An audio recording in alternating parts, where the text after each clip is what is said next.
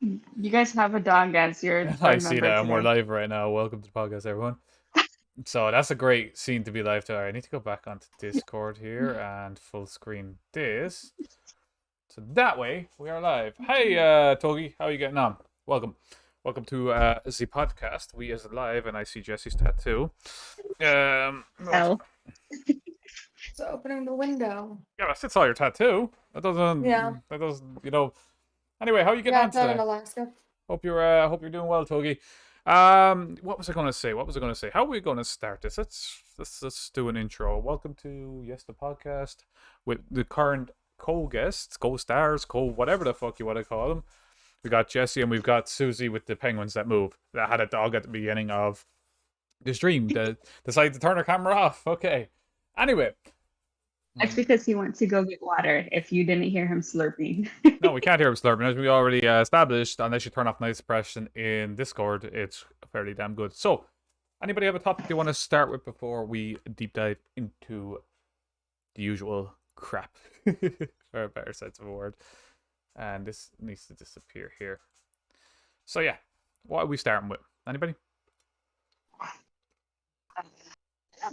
Here, you guys can look at more dog. But that's not explaining the topic to start with.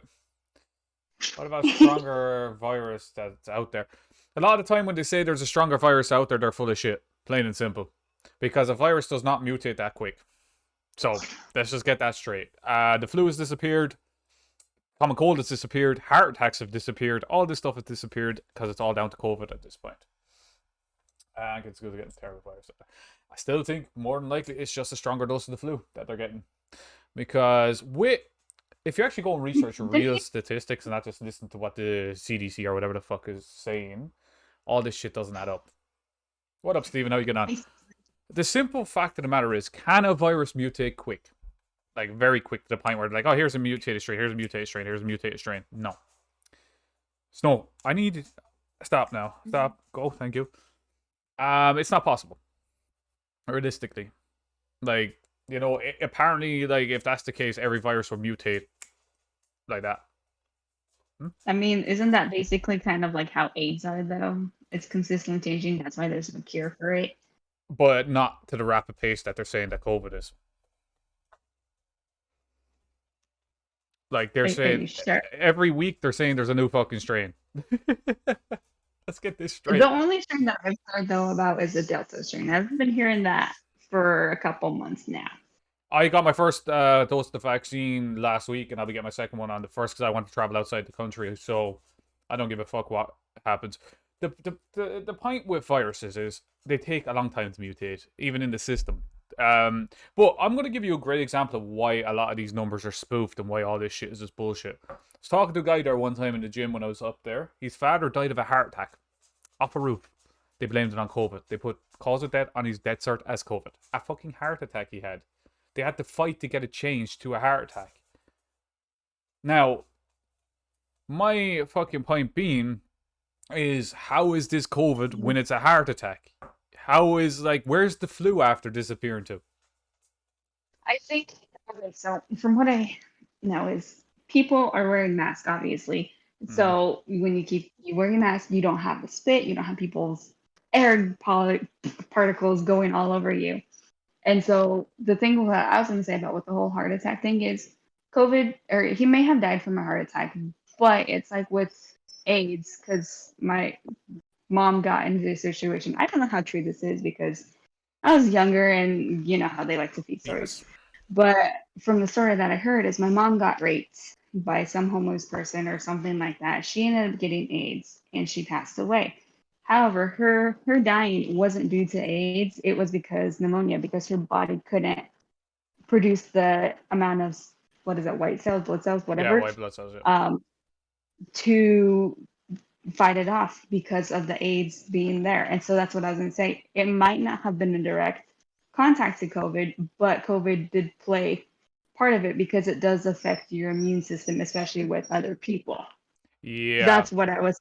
That's why I took AIDS and compared it like COVID. I get that, but AIDS is the longest ongoing pandemic anyway, and people just go on about this it's an average everyday thing, like, because it Yeah. is. And this is the way every virus goes. For instance, the flu, back when the flu first started happening, people freaked out. There was like lockdowns, there was all this other shit. And now look at it, flu is just a normal yearly thing. Our bodies fight it off. Regardless, the same thing's going to happen with COVID. The same thing's going to happen with every illness that's out there. Because when I'm wearing a plague mask, and oh, you actually got a plague mask. Oh, but anyway, what the fuck? I got to see this, Toby. You got to put a screenshot in. But like, I'm not saying COVID is fake. That's not what I'm getting at. COVID is a real thing. It's a real illness, a real this. But all these mutated strains that they're saying exist, I think it's complete mind-boggling bullshit. It's just more fear-mongering to make the economy crash even more and stuff like that.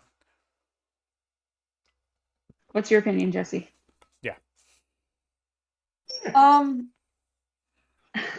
I think there's definitely a bunch of bullshit. I don't really act to know what is and isn't, but there's definitely the control of the public through fear and stuff. So I definitely think that's being utilized, especially like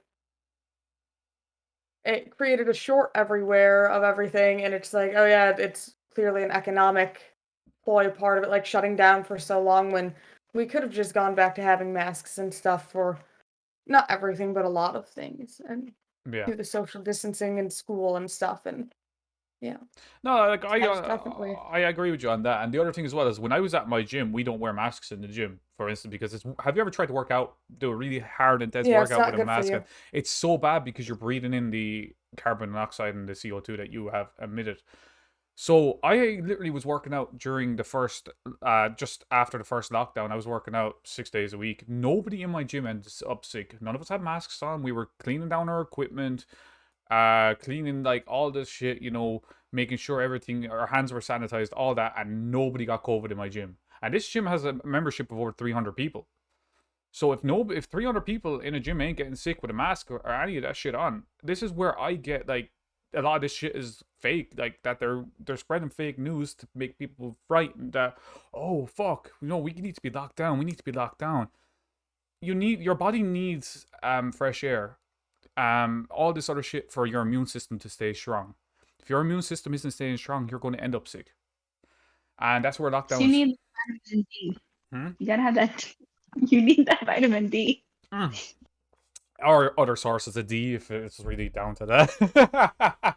I don't think after the lockdown, I don't think anybody would get sick again then. The ones that were in relationships. Well, the other thing as well is when you're consistently locked inside, your immune system is dropping day by day by day by day.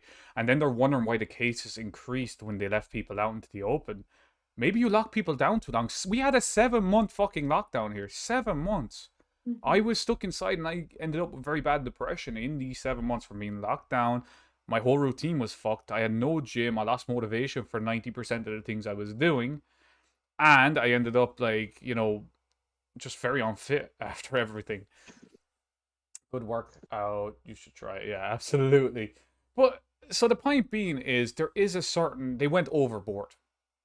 They did go overboard. Now, I'm not, as I said, I don't believe it's fake like a lot of people do. I know it's a real virus, but the way they done it was a little bit over the top. So Yeah. that's my 2 cents on the matter. It's just my opinion, and I'm not saying mine is right, yours is wrong, or anybody else is wrong. This is my personal opinion, and you can crucify me if you want, but I'm not saying what I believe is 100% right, or what you believe is 100% right, or what anybody believes. I'm just giving an opinion from a bald guy in Ireland. So take that as you wish. You know what I mean? 2000, I'm still alive. Yeah, of course. So I don't know what else to say about this that hasn't been already said. No, I definitely agree. They definitely did blow it out of proportion. But to be fair, I think the biggest issue that it has are more with, because with the people that I work with, I can't get it because if I get it, they will die for sure from it. Yeah, because of It's their just like, health conditions. That's the thing. yeah, Most of the like people, I'm surrounded by people with health conditions. Yeah. So most of the people that have died from it, now I'm not saying every person, but most of the people, I say like 92, 93% of the people that have died from it had underlying health conditions, and probably ones that weren't even diagnosed. If you're in perfect health, realistically, you have a way higher chance of surviving anything. That goes for any illnesses that hit your body. I get, like, as I said, I get sick like once every 2 years with the flu. Realistically, once every 2 years with the flu. I'm better in 2 days. Because I'm like, to my mind, I'm not going to be any sick for more than 2 days. And as you know, mind over matter. If you keep telling yourself you're not going to be sick that long, your body actually heals quicker than if you tell yourself, "Oh, this is the end of the world. I'm dying." Ugh. It's an actual, your brain can heal your body a lot quicker than you really think. Yeah. That's another thing. Placebos are a great thing. Mm, mm. Yeah, no, I definitely agree. Sorry, I'm like slightly distracted because I The just dog, yeah. realized I wasn't following on Twitch. And I Yeah. was like, how have I not followed you yet? So like, yeah, that's where I think this whole topic should end, because everybody, we've just, COVID has been discussed so much, and there's so much like misinformation and so much bullshit out there, and so many people trying to fearmonger people. I'm sick to the teeth of actually hearing about it at this point myself. I'm trying to bring more positivity than anything into the world, and COVID is just a stupid, shitty situation we're all living in. And that's the reason why I got vaccinated. I just want to go back to normality in any way, shape, or form that that's even possible.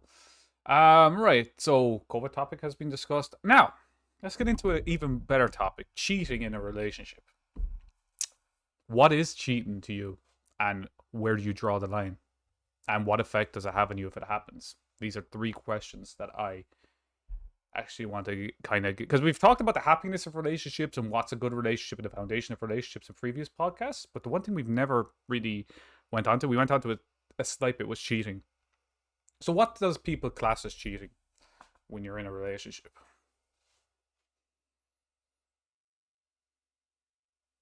Anyone? I mean, it Basically, depends if on the you never, couple. One at a time. yeah, I said you it can go depends on first. the couple. Oh my Yeah. god. Okay, Jesse. Jesse, you go first. Sorry. All right, we I go just with Jesse. continue to talk the whole same time the entire time. Yeah. so. All right. Jesse, you start. We'll start with Jesse. I just said it depends on the couple. Yes, it does depend on where your ground rules are. But what would you say yourself? Would you consider cheating? Oh. Uh, sleeping with someone. That's 100%. That's no doubt. What about kissing someone? That doesn't bother me. Really? That would bother Yeah. me a little bit. Depends on the situation, of course, but that would actually kind of bother me, because the way I put it is, if you're kissing someone, why are you kissing someone? What am I not giving you if I'm dating you? What am I not giving you that makes you need to turn to another person to give you that? That's where I'd be doubting myself at that point. What about you, Susie? What's cheating to you? Um, well, obviously, what you guys said, but I think also it's more than just that. Just being emotionally involved with somebody else as well. So, like, if you're in a relationship and you feel the need to hide anything, delete messages or anything like that, obviously, Hmm. that is a form of cheating, at least in my eyes. Yeah, I agree with you on that, because for me personally, if you're having to turn to someone else to get some sort of affection, to make yourself feel good, where am I failing as the person in that relationship that makes you feel like you need to go and seek this intimacy with someone else when you should have the intimacy with me? I should be able to keep you wanting to be intimate with me no matter what way it be, by being just, that's where I'm at. So kissing someone else to me is like, that would break my heart, because I'm like, what the fuck, where did I fuck up to the point where you've seen yourself needing to go that far away and do that with someone else? That's a personal thing for me anyway. But as I said, Right, everybody's that's what I different. said. Yeah, that's why I said it. Like, it depends on the couple, because, like, if you and I were in a relationship, I wouldn't go do it. But if it's something that you discussed Yeah, beforehand exactly. and everyone involved was consenting to it, then I don't see a problem. Yeah, that's it. Like, if you have open communication with your partner or your whatever, like, you have open communication that, okay, if you kiss someone, at least come home to me at the end of the night. That's fine. I don't really give a fuck. But if you're going off and needing to fuck another person, where am I fucking up that you need to go and fuck this other person, or that you need to go and get pleasure from this other person? I need to take a step back and figure out why I fucked up so bad, and you're gone. You're in a complicated relationship. What's your complicated relationship, Togi? Let's talk about complicated. What is it? Why is it complicated? Give us the gist. But as Togi is probably typing in there, Yeah, it's Who just isn't in a relationship at this point, though? there's a lot of people out there that still. Well, for me personally, when I'm going to be dating someone, um, I'm going to treat them with respect, open communication, be there for them always, and treat them like treat them. Buy gifts for them, or just do something nice that you don't even like that they wouldn't even expect. Even if it's a small thing, like, oh, I went to the store today, I bought you donuts. Here you go. Show that you still care in some ways. Also, be there, cuddle them, all that shit. That should be. It's a lot to talk about.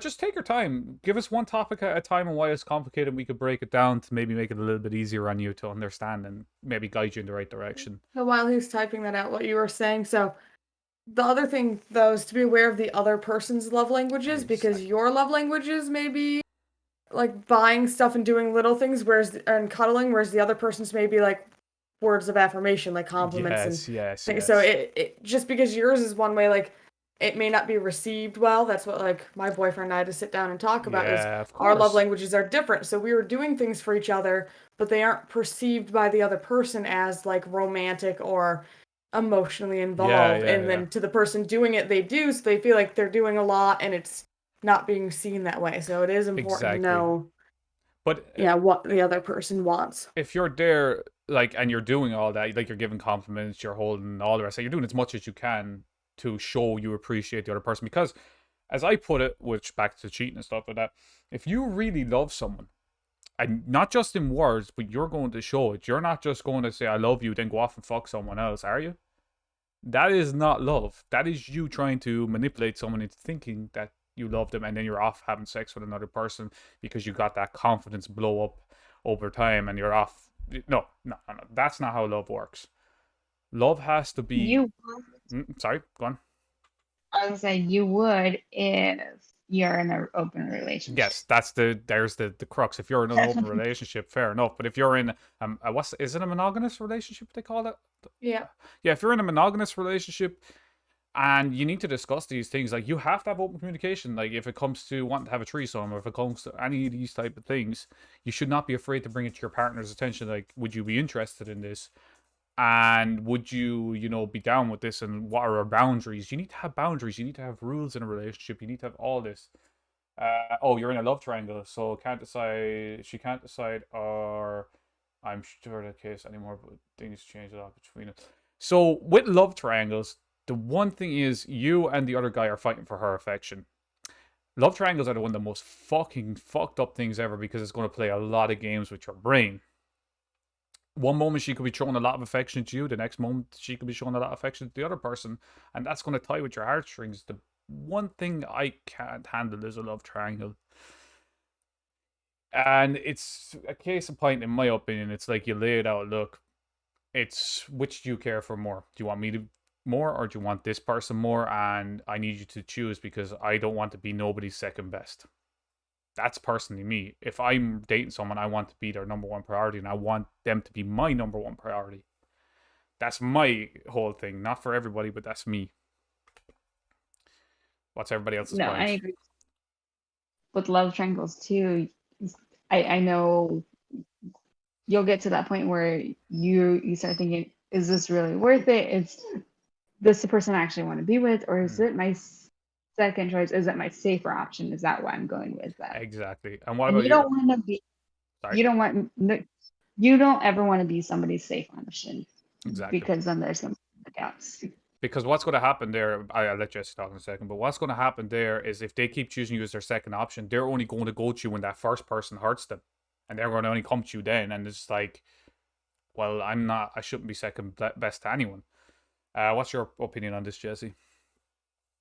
I don't really have firsthand experience with love triangles, so I guess I'm kind of lucky in that way. Yeah. So, but it's hard to get out of them too. I feel like is it, and it's not always like a girl and two guys. It Oh, can be yeah, the other yeah, way around as yeah. well, or This is anything for else, of everybody. course. I Like, just saying the guard and two yeah, guys in this situation, but it but is for like, everyone. but it's hard to get out because, like you said, if they start giving you their attention one day, you're like, oh, like maybe this time, sort of thing, and Mm-hmm. so All right, it's.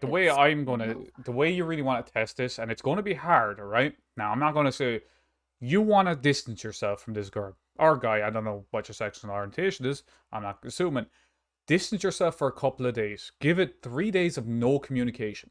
Okay? It's going to be tough. If they start coming to you and they're all lovey-dovey with you, then they want you. But if they start distancing themselves from you, they want the other person more. As I said, I will never play second fiddle to anyone. I am going to be somebody's number one, and I want them to be my number one. That's the relationship that I personally strive for, because I would rather put 100% love and effort into one person than having to try and deal with two people and try and put 100% love into each one. It's not possible. You're going to burn yourself out, and you're going to be a shit out of luck at that point. You know, I was never a person that fights back. I was always such a nice, innocent, happy type of guy until the relationship changed my personality. When it's arguing back, I usually let people say, all right, about changing your personality, it's time for you to take this back. And there's two ways you can do this. One, you start saying fuck everyone, and you start looking out for number one, which is you, because you need to love yourself before you can love another person. If you cannot love yourself, and you're losing the person who you are, it's time for you to get the fuck out of that situation. And that's just by saying fuck this, I'm done. And the second way is keep going the way you're going, but do this thing I said and see where it leads you. There's two options there, in my opinion anyway. That's the two options I would go with. It's hard. None of them are easy. Hardest options are the ones that give you the best outcome, basically. So, what if though you do that where you stop talking to the person for 3 days? However, they do the same thing with you and the other person, but they stop talking to both of you guys for 3 days. That's where it gets more complicated because you're like, like at what point do you? Okay, wait, hold up. This last thing here, that means she's after losing interest at that point. If it's only like we haven't had communication within 3 or 4 years, our communication is, hey, how are you? Oh, pretty good.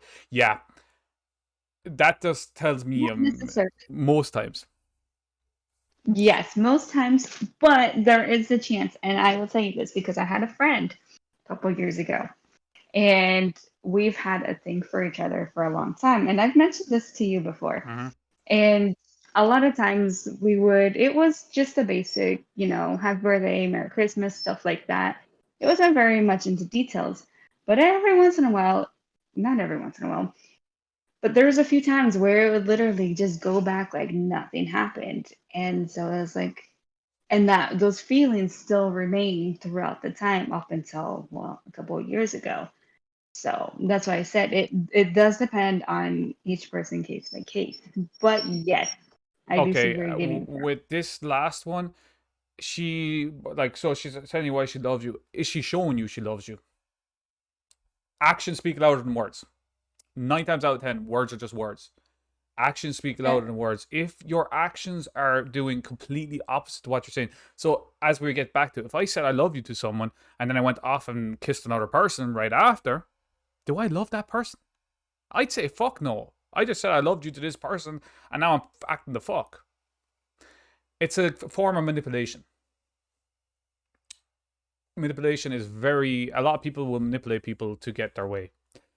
I'll say what it it does sound like the safety. Oh, sorry. No, go ahead. No, you go ahead. I was just saying it sounds like a safety net almost that Togi is. So I know our relationship was great until the guy came along. So she's choosing him over you. That's what I said. It sounds like it's the safety net. Yeah, you need to walk the fuck away from her. She isn't worth your time. You are a nice person. I've talked to you once or twice. I know you're a nice person, and you're very vulnerable right now. It's obvious you're vulnerable. But you need to understand, she hasn't got your best interest.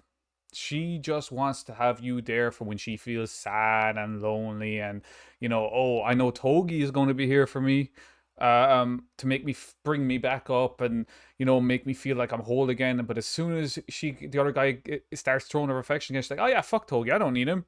I need this other dude. Nah, you shouldn't play second best. So something about the manipulation thing before that was, I don't know how long they've been together, but for some people it's just habit of and comfort. Yes. Like, you're not perfect for each other, but you're together because you get along well enough to be friends and like spend time together or whatever, but you aren't emotionally invested anymore, and saying like I love you and stuff just kind of becomes second nature. So you just say it out of habit, and because So I've lived that, yeah. exactly, I've lived something similar to that as well. She knows that I'm always there for her, but she got karma. Like there's so much to talk about. Like I need to tell her a lot what happened. Um, that's a tricky part of it. Do you actually need to tell her? You can literally tell her, look, I'm sick to the death of you fucking around with my head, because that's literally what it's doing to you. It's fucking with your head and your emotions. And you can be like, look, I'm sick to the fucking teeth of this. Either you put me first or I'm done talking to you. That's what I do, because I'd be so fucking. I had someone literally for over a year play head games with me. And I've explained this story before. She would. I asked her out. 2 years ago at this point, right? I think we're going back. Yeah, 2019. Back when I was streaming originally and everything started going downhill in my life at that point again. But we were close, we were talking, having a good laugh, she found me attractive, all the rest of this. Anyway, so I asked her out one day and she said I was too nice and too honest to date. Now, that is the weirdest fucking sentence I've ever heard, but this is literally the words that came out of her mouth. No joke. Anybody explain to me? I still can't understand this concept of too nice and too honest. Can anybody explain this concept to me? All I know is watch the current season of Love Island. The nicest guy in there couldn't find a match. So Because he's probably been too damn nice. On them shows, it's more about hooking up. Simple, like it is. It's not about relationships on them. no, shows. I know. I'm just saying, like it's the whole like nice guy finished last thing. I guess even though I personally don't think it's true, and the nice guy should be the choice, but it's. See, Yeah, some girls are just like that. They're exactly. just like, I want a guy with some edge or some this and or then whatever. and then they end up getting hurt, and and it's always leading to hurt for them, but they constantly keep striving for that. Anyway, let's go back to that story. Like it's Oh, sorry. all about so. What were you saying? Sorry, I I was interrupted. just- It's just all about maturity. The younger Exactly. you are, the more of a bad boy you want. As you get older, you're like, that's not what I want. Like, Exactly. get off straight.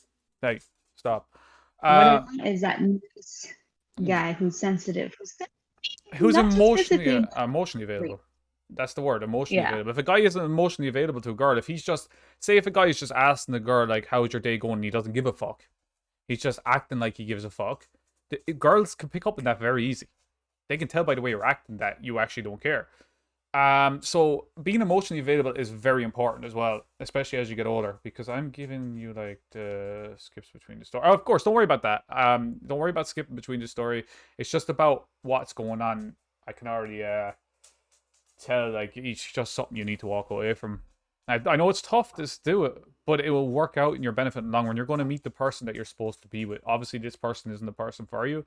I never believed in fate until recently, and I'm not going to say why, because that's a secret at the moment. Let's just put it in perspective, though. Back to that story I was saying. So I asked her out.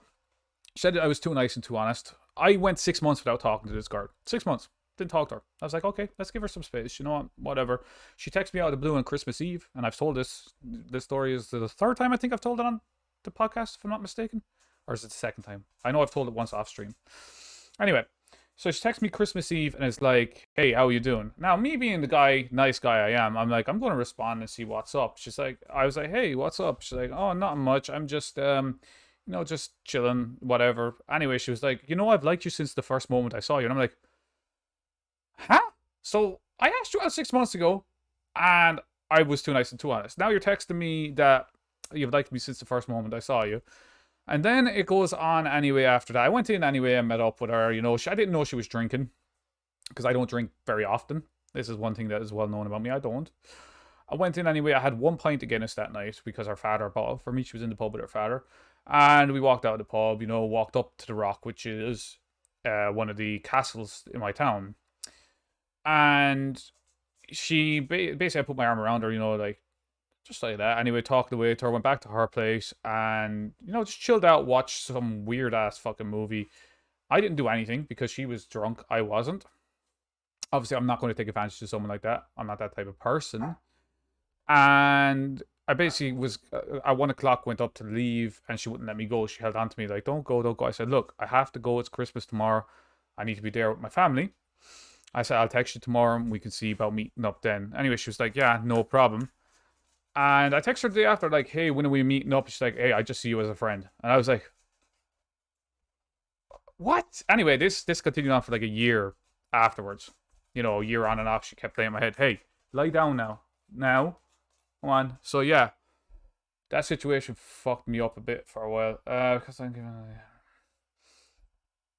So yeah, that's why I don't play second fiddle to anyone anymore. I learned from that situation. I don't like being fucked around. I am dead honest with people, and I'm going to be honest always. Don't change who you are to get with someone. Because as soon as you start losing who you are as a person, you're going to wake up one morning and not know who the fuck you are. And that's my 2 cents on a great story. Go lie down now. But yeah. So I don't know. I'm just going to say walking away is the best option in my opinion. That's an opinion, but I don't know what you two think with that situation. Hmm? I was saying, but then again, you also don't know his full side of the story. Yeah, but from what I'm There could be- gauging from this, Yeah, that could just be the bad parts of it. I don't know. yeah. You don't know how it's going in between. But do the goods outweigh the bads? One thing I'm going to ask you, Togi, to do, outweigh the pros and cons in your own head, the pros of keeping in contact with her, and outweigh the cons of keeping in contact with her. If the cons outweigh the pros, it's time to walk away. If the pros outweigh the cons, stick it out. That What is. if it's a Hmm? What if it's a tie? If it's a tie, then you have to make the decision yourself. That's really what I can say anyway on the matter. It's a tough one. It's not. Love triangles ain't easy. Love in general ain't easy. Relationships ain't easy. No point in saying they are. They're not black and white. There's no handbook on how a relationship should be formed. But it should be simple to understand how to treat a girl or a guy. You should treat them with respect. Be open and honest. You know, open be emotionally available. Be straightforward. Don't fucking beat around the bush. Because a lot of people have this thing in their head where they can't give you a straight fucking answer on anything. And it's just like, can you not just say yes or no? At that point. So yeah, I don't know. It's a tough one. It honestly is. There's no right and wrong answer. It's just what is best for you. You need to figure that out. I think. Maybe? Anybody else? Yeah, pretty much what you said. It's like, and like Susie said, I not knowing the whole story, it's hard to give Yeah. any more advice than that. That's you know, that's where I can that's where we can get with that. Now, let's go back to the whole cheating thing. What emotional effect does cheating have on someone? And can you gain trust, full trust, back for a person that has cheated on you? Again, think- it's the individual person. Sorry, Susie. No, it's fine. Nobody was talking, so I was like, eh. Yeah, that's why I'm putting the questions out there. I'll give you my opinion last on these, but shoot. I think with cheating, you can get that trust back. It just takes a lot of work and a lot of willpower and strength and communication, everything like that. If you slack on one of those things or something screws up, it's so easy to lose trust again. Yeah. Trust is a very slippery slope after you cheat. That's the thing. Oh, so Togi typed something in there. I know a lot of people told me to leave her, but I don't know for some reason. Okay, if you don't know if you're still together or not, you need to ask her straight out. What the fuck is going on here? Are we still together or what? I need to know. That's something should be easy to answer for anyone. Are you together or not? Like, how bad is it? I can't even tell if we're still together or not in the moment. See, it's hard to tell when somebody's in a love triangle because that's what we were saying. There's not going to be that 100%. It's going to be too much time because the two people, it's going to be a lot harder to tell. Anyway, so I don't know. I actually. So I was saying that actually goes in with the cheating part because if you don't even know if you're together, if you're together, would that make her cheating on you then with this other person who's in a love triangle? Or if you're not together, then that's something that you have to ask her. Like, are just straight ask her, are we together or not? But And then go from apparently she said yeah, and you said okay, but we don't talk at all. She's not. No, no, you're definitely second fiddle at that point. That there's no way that that can be fair on you. I know I'd crack up honestly if that shit was happening. But so for me with cheating, I honestly think you can never gain 100% trust back for a person. Yes, you can gain trust back for them, but 100% trust that they're going to be 100% loyal. Because the saying goes, once a cheater, always a cheater. And time again, that saying has been proved right in a lot of cases. Like, I'd say 85, 90%. I'm not going to say every single fucking case. But 80 to 90, whatever. Just throwing out a random statistic. Because what it always comes across as to me is when they, even though they might be dating you again, when they find someone that they find better or more attractive or whatever, they're going to run straight to that other person. You have 2% chance of. So yeah, that's where I go with the trusting for cheating. What about you, Jesse? I don't think you can ever get back 100% trust Yeah. either. Yeah, But that's also me and like just not having faith in people easily. So like, if I trust you, I expect you to stand up to it the first time. I don't really do second chances sort of thing. Exactly. I'm the same way because I honestly think if you've built up such a level of trust where you both are dating that you know that person is going to be there for you no matter what, and then all of a sudden that trust is just, say the trust is like this, all of a sudden it's just snapped, then you're back together. It's going to be like this, the trust is afterwards, even if you're back together. Like, it starts off a nice strong bond, and a bond snaps and breaks. Like, think about a rubber band. A rubber band has a lot of resistance, right? But it can snap. Now, when it snaps, you can glue it back together or whatever, but it's never going to have the same strength as what it once did. It's like with the heart. Yes, that's what I'm saying. Like, because your heart is like a rubber band, it expands a lot. You know, you have so much love for a person, and all of a sudden, boom, and then like, okay, now I'm scarred. So the scar is this loose rubber band. So it's like a band-aid is over it, and all of a sudden they break it again. It gets a little more. You take them back again, weaker, and then all of a sudden that's gone completely. So she did told me that she stopped talking to him. She removed him off Instagram, Facebook, Snapchat. I don't know if it's true or not, but I know it. So basically, if she's removed him, she's probably stopped talking to both of you. Realistically, she probably found someone she considers better. I don't know. I'm only guessing here at this point because it is a very complicated situation by the sounds of it.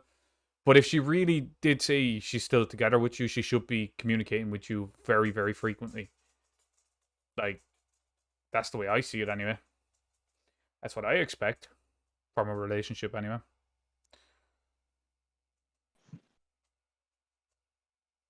Yeah, of course. If you want to ever talk off stream about it, Togi, let me know. Me and Susie and Jesse could probably talk to you off stream afterwards if you want. He's like, no, I only want to talk to you. But if you want to talk to me about it, I'm available. Yeah, of course, it's going to be private. That's why I said off stream. Anything that's talked in confidence to me, Jesse and Susie, will be kept in confidence. Don't worry about that. I'm just talking from, like, you know, my own personal stuff. That's what I come on here for. And it's vice versa. You know, I'm not forcing any topics on anyone. I hope. I'm just going with the flow. And if you don't feel like talking about the topic, you're more than welcome to not. You can be like, pass or whatever. Yeah, no, any topic that needs to be discussed off stream will be kept 100% confidential. No joke. No joke at all. That goes for anyone. She upsets me because I can't. Oh, for the love of fuck. So that goes up with the trusting thing or the cheating thing. So you know how it is when somebody cheats on you, or when you cheat on somebody, you're gonna be fearful that that person's gonna find out, and if they do, they're gonna turn around and cheat on you. And that immediately made me think of that. How you just do that on somebody else's picture, she gets mad. And yeah, it could be a jealousy thing, but it also makes me wonder, does she cheat on you and she's afraid that you're going to cheat on her back? Mm-hmm. All right, let's go on to a whole control thing. Yeah, manipulation. This is actually goes into manipulation. So when a person cheats, they want to control, if you ever get back together, they want to control the other person because they're so afraid that other person is going to go and cheat them. So they start projecting their feelings onto you, their feelings of insecurity, their feelings of letting you down. their feelings of all this shit that they're going to throw to you because they can't handle them. Ah, yeah, that explains it. Okay, she cheated on you already. You forgive her. This is what I'm saying. So I'd say just be like, fuck you. At that point, I'm personally just saying, fuck you. You already broke my heart. Why the fuck should I forgive you? Go the fuck away. Anybody that ever cheats on me, that's exactly the response you're getting. I'm not taking you back. Thank you, but no thank you. I do 100% monogamy. I don't do this open relationship bullshit. I want to love one person and one person only for the rest of my life. Simple fact. No fucking bullshit or fucking around. I'm just like, fuck you, out. Not 3 strikes and you're out, 1 strike and you're out when it comes to cheating with me. It's a baseball, motherfucker. I'm sorry. I'm actually kind of laughing because I just joined a Discord channel for the person I followed, and I scrolled up because I was curious, and they're literally talking about cheating, and like I can't, or it's not cheating if you're my side chick, and I'm like, Oh, not this side chick bullshit. Mhm. Oh, no. it's ironic that I see that conversation as we're talking about cheating, But it doesn't, this- in my opinion, it doesn't matter if she came to you a day later, a week later, a month later, a year later. Cheating is still cheating. She can't get unfucked, can she? He didn't magically. She didn't magically fall on the ground. And he tripped, fell, and landed inside her. That's not how cheating works. that's how it works. Oh yeah, That's absolutely. Trip over your own feet and land straight inside her. No, sorry, I just can't. It pisses me off. Cheating in general just annoys me. This is me being actually genuinely pissed off. And the funny part is, I already told her that I already knew. Yeah, I'd just be like, fuck it to her. I'd be like, fuck you. That's me at that point. What about everybody else? I don't know. I'm just saying this because I'm pissed. I hate. I would say fuck off too. Yeah. But that's me. Yeah. Like I said, I don't know the story and Yeah. So yeah. we're all 3 of us are also- telling her to go fuck herself. Basically. It's also always easier said than done. Oh yeah, no. Absolutely. I- 100%. As I stated at the beginning of this whole thing, even to Dougie, I said decisions are easier said than done. It's like you need to stop something, but that decision to do it is a lot harder. You could be planning to. Oh yeah. So I read a quote actually. This is about cheating again, about breaking up. So I read a quote that really, and Susie actually told me a couple of weeks ago. Women. This is one thing that I didn't know. Women are mentally Yes, I know over. Women are mentally over a guy months before they break it up with a guy. They're mentally done. Like they're Absolutely. mentally working up the courage to break it off. Whereas a guy, this is from a guy's perspective, can just be like, "You broke my heart. Fuck off." A girl actually will work up courage months in advance to be like, "I'm over. It's over." Where this is for breakups. And they really mean it's over because they have no feelings left for you. They might have some feelings left. They could be more, okay, we're friends. That's all I see you as now. But can you truly be friends with an ex? I think not, because a lot of times that one person wants more than the other person at that point. The same way with when guys and girls are friends. A lot of the time, one person wants more, whether it be the guy wants more, the girl wants more, but one party is not interested. That's I have a story about why not to be friends with your ex. go for it. So my ex and I broke up, whatever. We were friends for a couple months, but like once I started to date someone else, he became the biggest asshole like I ever knew. Yep. And he was still trying to control me and stuff, and it was just like All right. somebody's gonna get jealous, and then it's gonna end even worse than if you just would have like cut Cut it ties with clean them, off yeah. from the beginning. Yeah. So, as Togi said here, it's difficult for me to have female followers or female friends because she will tell me, no, she's trying to control you. She Yep. is literally controlling you. Okay, if I'm dating someone, I'm going to have female followers on my Twitch. I have 200 and what now? Like 228 followers. There's a lot of female followers and a lot of male followers. There are probably more males than females.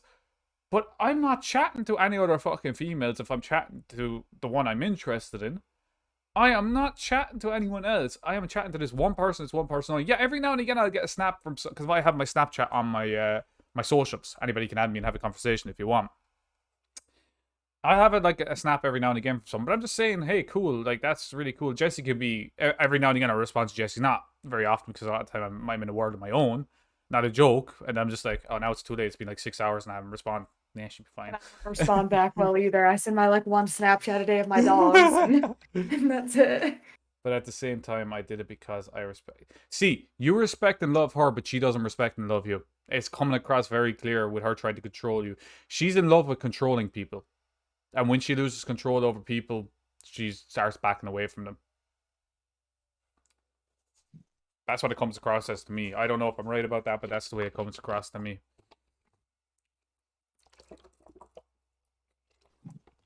So yeah, it's a complicated one, but it could be made very simple by just telling her to go fuck herself. Anybody else agree or Oh, disagree?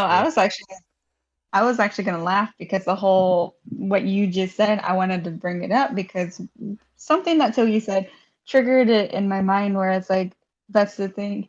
Oh, when he said how she removed the other guy off of Snapchat Yeah, instead of Facebook, all that crap, that immediately made me think of the whole uh mentally she's preparing to leave, yeah, but physically she's still there. And I was gonna exactly. bring that up, and you brought it up, and I was like, "Huh, that's Yeah, funny." that's where I'm getting But at. right now it just seems like she's just trying to Yeah. control him because she's afraid that since she cheated he's going to cheat on her. Yes. Mm-hmm. So That's where the whole insecurities come in from her because she knows what she did was wrong and now she wants to control you because she's afraid that you're going to go off and do the same thing. In my honest opinion, you have every right to go fuck someone else. You really do. You have every right to go and have sex with someone else because she obviously doesn't want you. She just wants to control you. Um, that's just where it comes from. It's a complicated but simple situation to resolve. Complicated to do, simple to resolve, but not easy to actually do what needs to be done to resolve it. If that makes sense. So yeah, I don't know. It's trust me, she's not getting. Yeah, you look. Be happy being a virgin, man. Like, there's no rush. There's this one thing about society. They think there is a rush in losing virginity. Oh my fucking god, the amount. There is people out there that are 13, 14, 12, losing their fucking virginity, getting pregnant. Okay? So many people. I'm having so little sex right now. I think I might as well just go and have sex with my pillow at this point. The point being is, it doesn't matter. Sex is not a relationship. A relationship comes down to emotionally available. Yes, sex is part of a relationship. You need to have a healthy sex life.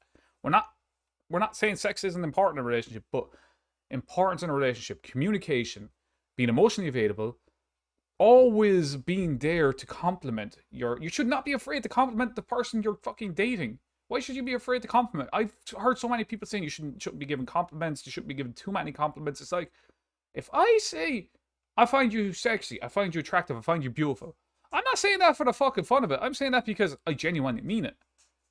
I'm like, if I'm in love with someone, I'm gonna tell you I'm in love with you. People, it's not fucking rocket science. So many people make it out to be rocket science. Yeah, I agree. Too many people play the game of, oh, you can't be honest with her, blah blah, because this, that, the other, whatever it is anymore. Like, you don't want to get attached too quick or whatever. And it's like, just if you're feeling it, just go for it. Like, be honest at least. But yeah, the right hand. Hey, you've got Pam and her 5 sisters. Work away. Pam and her 5 sisters. Work away. yeah, My point being damn it, is, damn, I'm sorry Pam is not but with you. actually, that was one other thing. Over masturbation and getting addicted to masturbation are two very, very things you need to be cautious of. All right. If you're overdoing it, what's going to happen when you do really want to be intimate and have sex with someone? You're not going to get much pleasure out of it because you're so used to your hand that when somebody else is doing it for you, it's not going to feel as good. And masturbation addiction can happen very easy. If you're masturbating once a day, okay, you might want to think about cutting it back to maybe like 3 times a week. Because you're constantly doing it. You need to give your body time to, like, breaks in between. The same way with a porn addiction. You know, porn addiction is a real thing. If you cannot masturbate without porn, that's a problem. You need to be able to masturbate without porn because your brain is basically at that point where you're desensitized. And what I say to do in them 2 situations is, 1, stop masturbating for a month. Stop watching porn for a month. It's hard because you have this addiction. You need to break the addiction and break the cycle, like any addiction. I can control it. Yes, but it can like any addiction, it can come out of come. Okay, let's not say come. It can become. All right, it has to be. It has to be. It can come. No, it can get out of control. There's the word. It can get out of control, like gambling, smoking, alcoholism, drug addiction, caffeine addiction. All these addictions can get out of hand very easy. So, if you are suffering from any of these things, I'd say give yourself a break. Little whatever the fuck Tommy down there needs a break for a time. You know, he needs a recovery. He needs a rest. You know? So That's not just the only point too. There's also the fact of if you overdo it, by the time you finally do have sex with somebody, it's not gonna feel the way that it should feel because you're so used to it in your hand. You're like, well, why would I have sex with this person if I can do it better myself? exactly. But yet you should. The other thing as well is when you're in a sexual relationship with someone, if something doesn't feel good, you need to be able to tell them, all right, I don't like it that way. Can you do it a different way? You need to be able to guide your partner to, because everybody gets pleasure in different ways, especially with women. Men, it's mostly the same thing as like up, down, whatever. We're done. There's a load for you. Women, it's a lot different. You need to be able to figure out erogenous zones, how they like to be played with, stuff like that. Anyway, That's not what my point was. My I point was literally, if you masturbate every day, you're gonna not get that same feeling or sensation as having sex with somebody because it'll Mhm. just be useless. Like, what the hell's the point? You know, why would I do this if my hand does it better? Yeah. That's what I'm getting. Oh yeah, but I was kind of. Even if you talk, Hmm? even if you talk to them Yeah. and tell them, hey, do this or this, it still won't be the Oh same. yeah, 100% agree with you. But I was actually segueing into about being intimate with someone. You can't be afraid to tell your partner that I don't like that, and that doesn't feel too good. Can we just do it this way? Don't be afraid to guide your partner into showing them what you like. And if you're a virgin or whatever and you don't know what you like, well, you'll figure it out eventually. That's all I can say. It's all a learning experience at the end of the day, like anything, you know? Yeah, well, wait, the symptoms? Oh, God, wait, what are the symptoms? The symptoms of what? I'm confused. Of, like, addiction?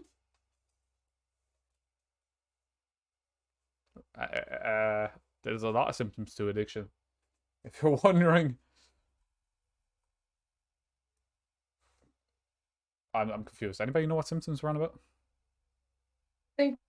For masturbating addiction? I don't know.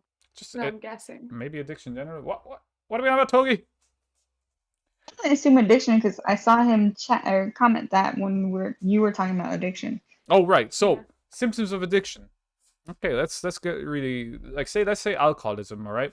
There's many different forms of alcoholism. If you can't go a weekend without needing to get drunk, now I mean like really drunk, not having a couple of drinks, like 4 or 5 drinks, that's fine. But if you can't go a weekend without getting blackout drunk, you have a problem. If you're drinking every day, you have a problem. Same way with gambling. If you're out in a pub, a club, whatever, and you can't, you know the way the pubs have these machines, the poker machines. I don't know if you have them in America, but in Ireland, there's poker machines. You put coins into it. It's virtual poker. The amount of people I see the same when I was going out. I used to see the same people on them machines every single weekend, spending so much money to try and win, because they couldn't help themselves. There's addiction. If you cannot control yourself in every situation when it comes to that, like if you can't pick up alcohol without needing to down fucking 20 of them, you have a problem. There's addiction. That's addiction 101. And if you're finding it hard, you know. So I don't know. That's what I think addiction is. Well, that's what I've witnessed because my father used to be a gambler and an alcoholic. So I've witnessed it firsthand. Also, I used to smoke and I do drink caffeine. All right, let's have a read of that in a second.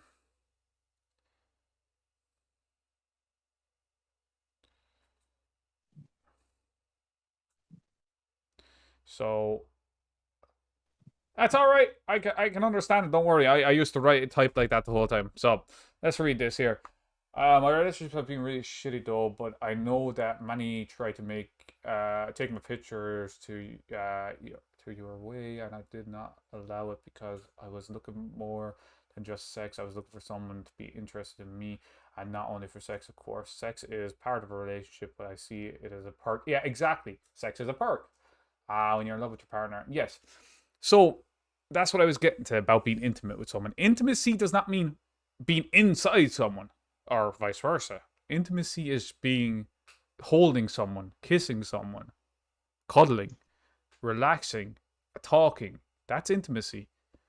Sex is the perk of intimacy. And it is true. Like, there are such things as just sexual relationships, as we all know, where it's just all about sex, sex, sex, sex, sex. They're not going to last. They last for a while, and then all of a sudden, there's no feeling. Or one person could gain feelings like friends with benefits. One person could gain strong feelings, the other person could be just like, I'm not interested in you in that way. I just see you as a sex partner. I just want sex. No? Anybody else have an opinion on that? On the friends with benefits thing? Yeah, like just sexual It never relationship. ends well. Yeah, they don't. Somebody always gets the feels. Yes, no matter if We you. both Mhm. that's been great. Or Yeah. somebody gets the ick. What's One that? or the other. The ick? Yeah, like one person, like you do something that the other person just does not like, and it just turns them off, and they like ghost you type of thing. Yeah. Oh, I don't understand. All right, this is actually a funny one. I do not understand why they call it ghosting. Right? What does a ghost do? A ghost stays around. Doesn't fucking disappear. Motherfucking ghost haunts your house. He's not going to walk But it away. can disappear. Yeah, it can, but it's going to come back. Whereas if somebody ghosts you in real life, they gone. But So what would you call it then? like distancing, fuck off, Jews. I don't fucking The know. Irish goodbye. The Irish goodbye. Welcome. Here is the Irish goodbye. Get the fuck out. I know that should be the Russian goodbye. Welcome to my country. I tell you what, we get the fuck out. No. We do not stick around. The definition of a ghost is they stay and they watch you until they're satisfied. Okay. I guess that's why it's called ghosting. Hey, good to know. I was just making a joke, but hey, fuck it out. Okay. You learn something new every day. There you go. Just like you learned about gas and why. And this whole thing about like, I told you, I'm not kidding. I used to be the exact same way as you. Always struggling with relationships. Always struggling to be intimate. I'm going to let you in on a little secret that I find embarrassing that only a couple of people know. I lost my virginity at 17. I didn't have sex again for 8 years after that. I didn't meet up with anyone for 8 years after that. The girl I was with cheated on me when I was 17. Of course, you're young. That's what happens. And she was pregnant mid our relationship. It wasn't mine. She was pregnant before I got with her, which I didn't know she was pregnant. Anyway. So then, yeah, it turns out, like, I ended up with severe fucking depression because my brother's dying and all the rest of that. I ended up with severe depression for 8 years. So I wasn't even dating. I wasn't even in the mood for dating. But I was still in the mood for sex, which I could never get. Because when you're mentally fucked, and I mean mentally fucked, sex just doesn't come your way. Women don't come your way. What woman finds a depressed motherfucker attractive? It's someone's kink. Well, I'm being dead honest. Like, what woman Yeah. does find, or guy finds someone that's severely depressed attractive? It's the pity. The pity. Yeah, I wish I could have got pity sex back then, but no, just didn't happen. I have noticed myself back in high school getting some pity crushes. I'm like, So let's continue on to present day. I used to think, yeah, I'm going to be alone forever.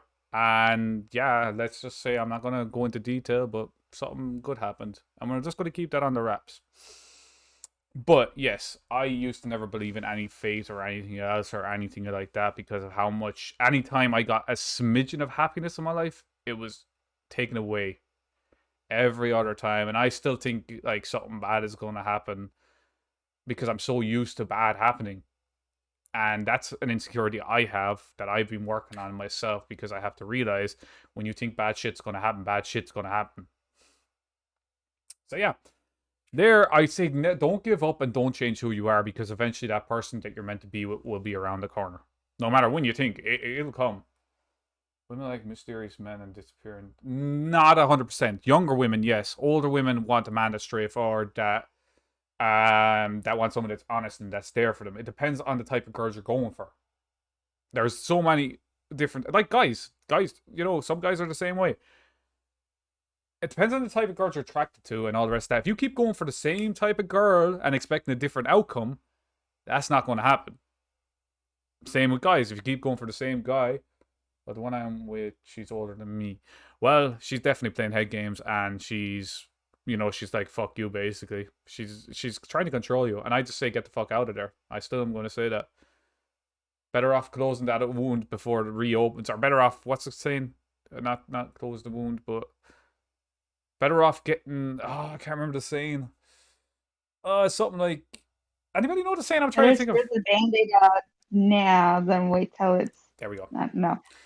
So best off rip the bandage off now, or Band-Aid off now, and before it gets reopened or some shit like that. I can't remember the saying. It's something like that. You get the gist. Where like it's bullshit. So let's just say, don't give up.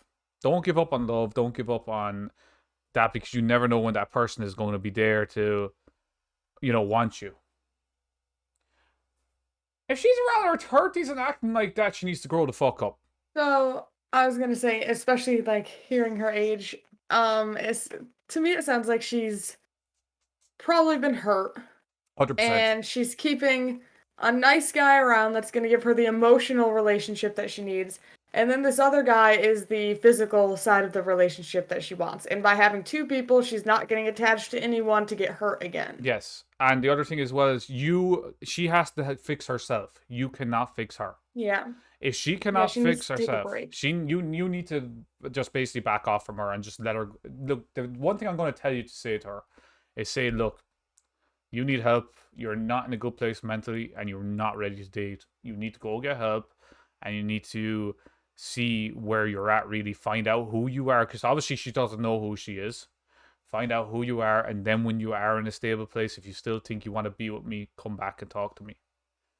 That is what I would actually say to her in that situation, because everybody's been hurt. I've been hurt so fucking much throughout the years.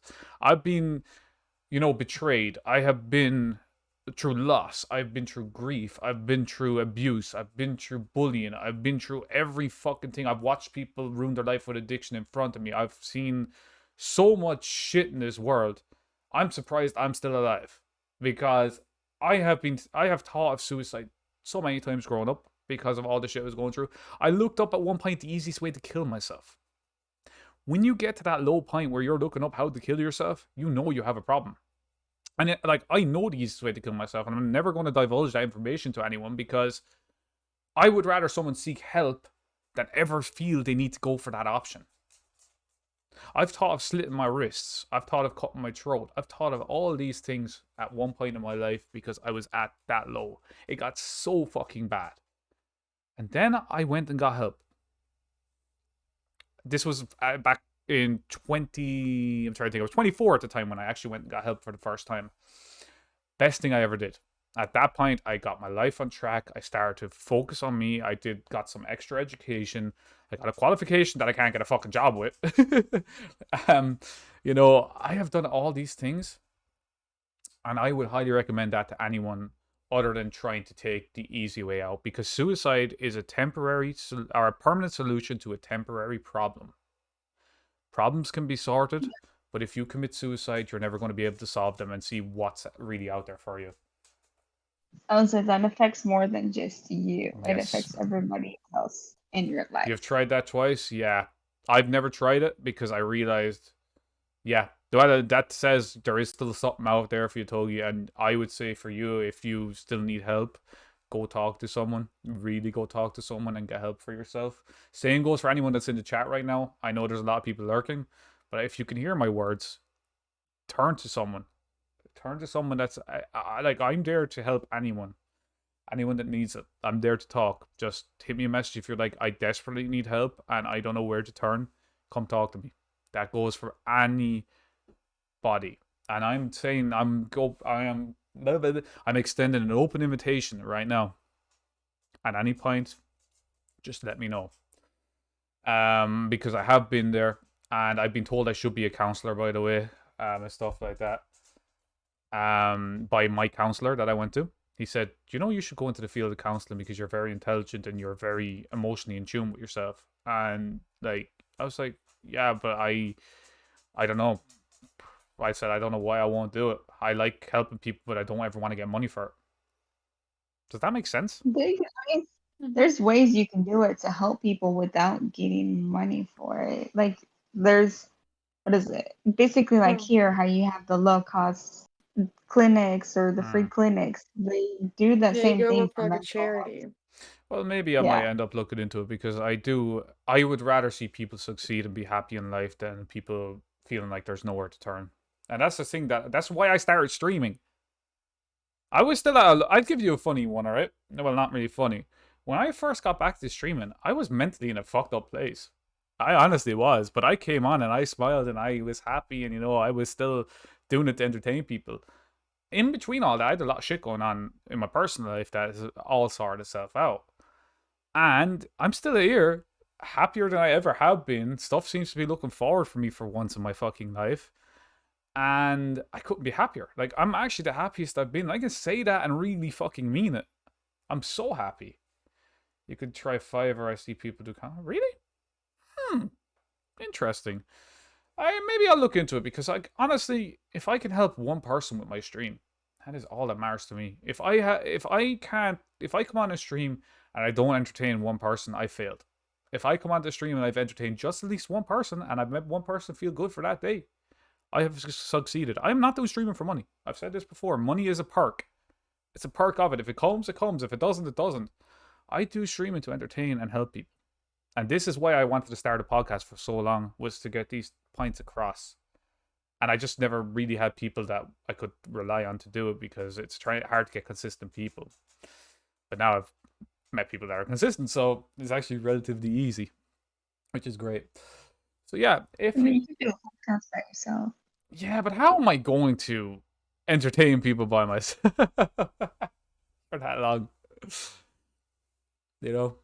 No, I'd rather have co-hosts because I'd rather get more than just my opinion on stuff.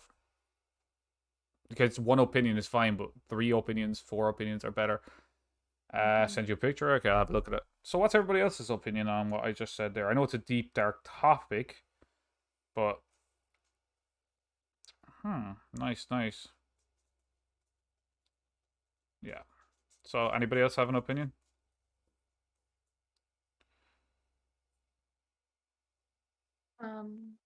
I mean, you touched on a couple different things, so I'm just trying to Yes. gather my thoughts. There's a lot. Like I do talk about a lot of things, but gather your thoughts and whenever you have it, we can continue from there. Oops, I might have just closed Discord. You're still there, so I don't think so. No, yeah. Oh, okay. I closed it. I'm a robot. You don't need to end the conversation without knowing how to end it. Like let's talk about help as well. If you are struggling as well, Okay, you could always get a pet. But that's only going to be a Mhm. temporary fix. That is not going to be a permanent fix. It's The good like thing about a pet is it gets you out of bed and it gives you a purpose, like yeah, a dog to go on a walk and stuff. So it helps you exactly. start your journey on it Actually, at least. I'm gonna another thing about relationships as well. Let's go back to that, even though I know I'm on this, but it's kind of gonna go hand in hand. It's like trying to fix a relationship by having a kid, even though there's no Mhm. feelings really left. That's the same way as trying to, live life when you're emotionally fucking drained and you have nothing left to give. Yeah. I know they're both two different things, but if you think realistically, they kind of go hand in hand a little bit.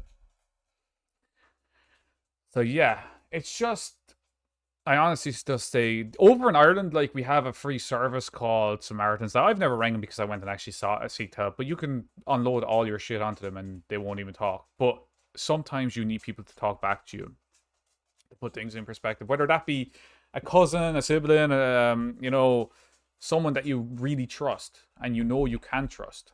Don't be the person that bottles everything up because bottling everything up just doesn't help, and then you explode and take it out on the people you actually really care about and love. That's one of the Yeah, worst things. absolutely. Yes. I can agree.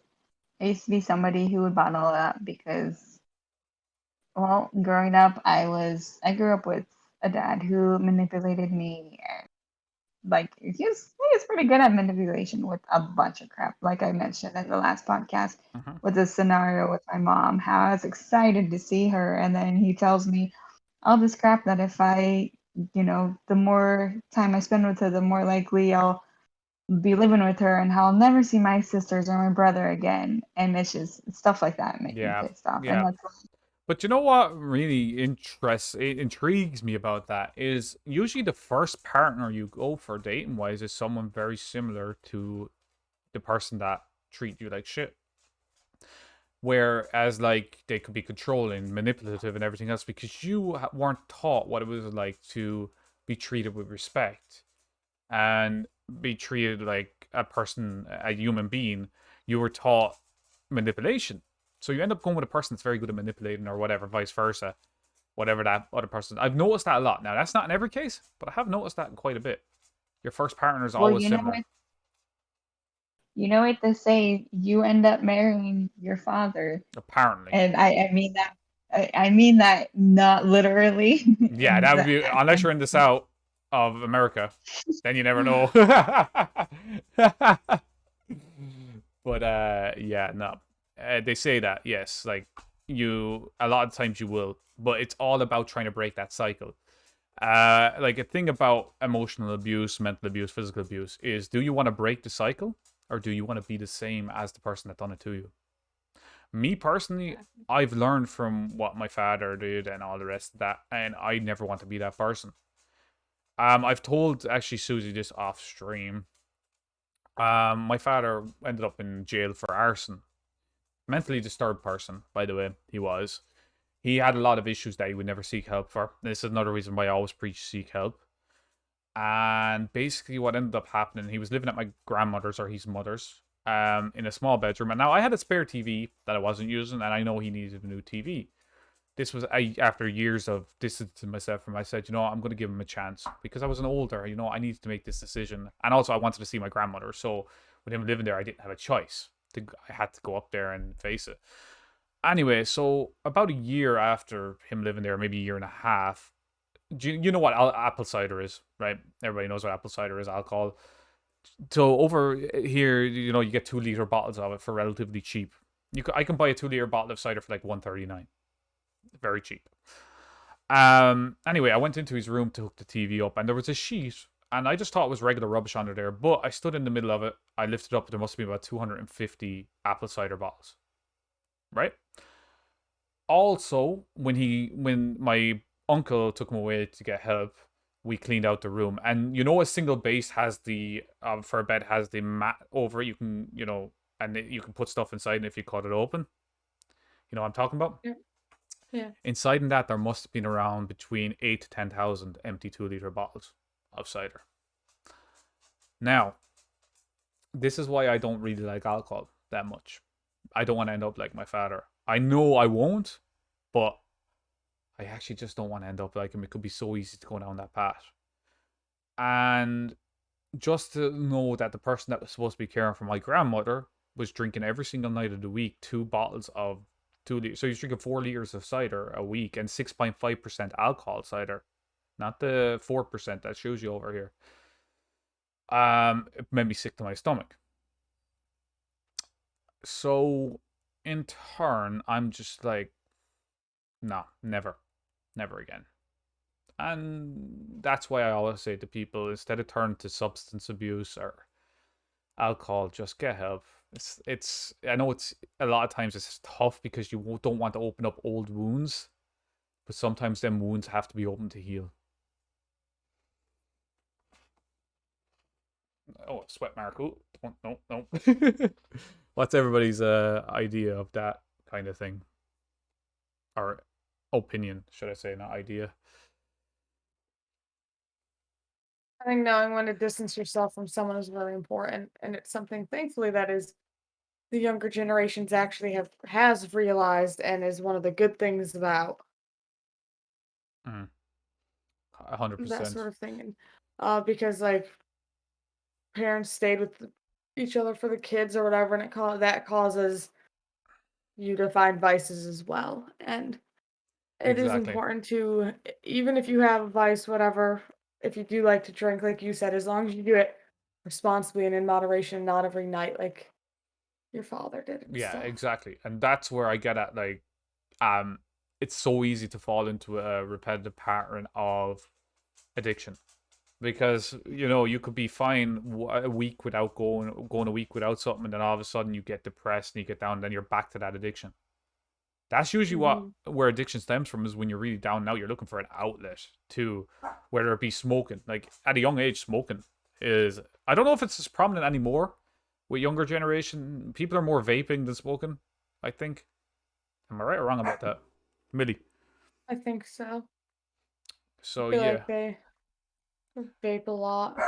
Millie. Enough. I'm trying to think now of where else to go. Anybody else have a topic in chat or anything like that? Because I think we've basically beaten this horse. Who can snap their fingers? I can. Gross. I had to like, it took me so long to teach myself how Do to you, snap my do you know what fingers. snapping your fingers is? It's actually this finger making contact with the palm of your hand. That's where the knives come from. Yeah. It doesn't actually come from this part, because if you block it, look, no sound. It comes from that part. That's snapping your fingers. What about you, Susie? I Can you can snap roll your my fingers? tongue. Which way?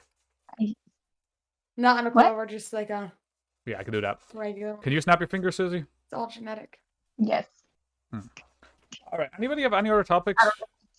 Because how long have we been live? Can somebody give me an uptime there in chat? An hour and 20 minutes. All right, I've only been an hour and 20 minutes. That's not too bad. Kind of try and get it a little bit longer.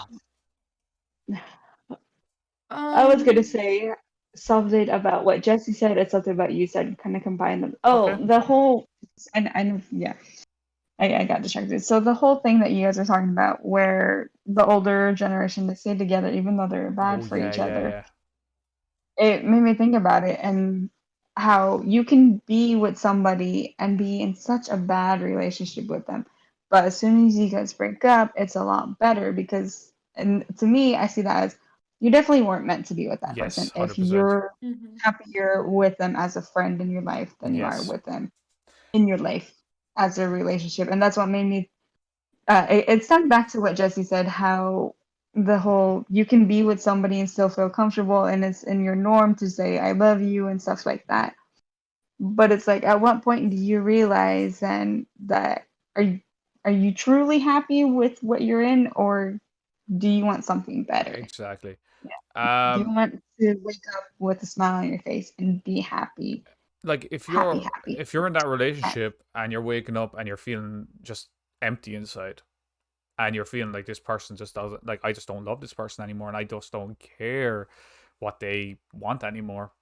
But you're just going through the motions, as they call it, because you're so in that comfort zone of I love this, I love you, waking up and just going about your daily routine. And this goes back to taking risks too, because breaking up with someone after a long term relationship is a risk because you don't know where you're going to land.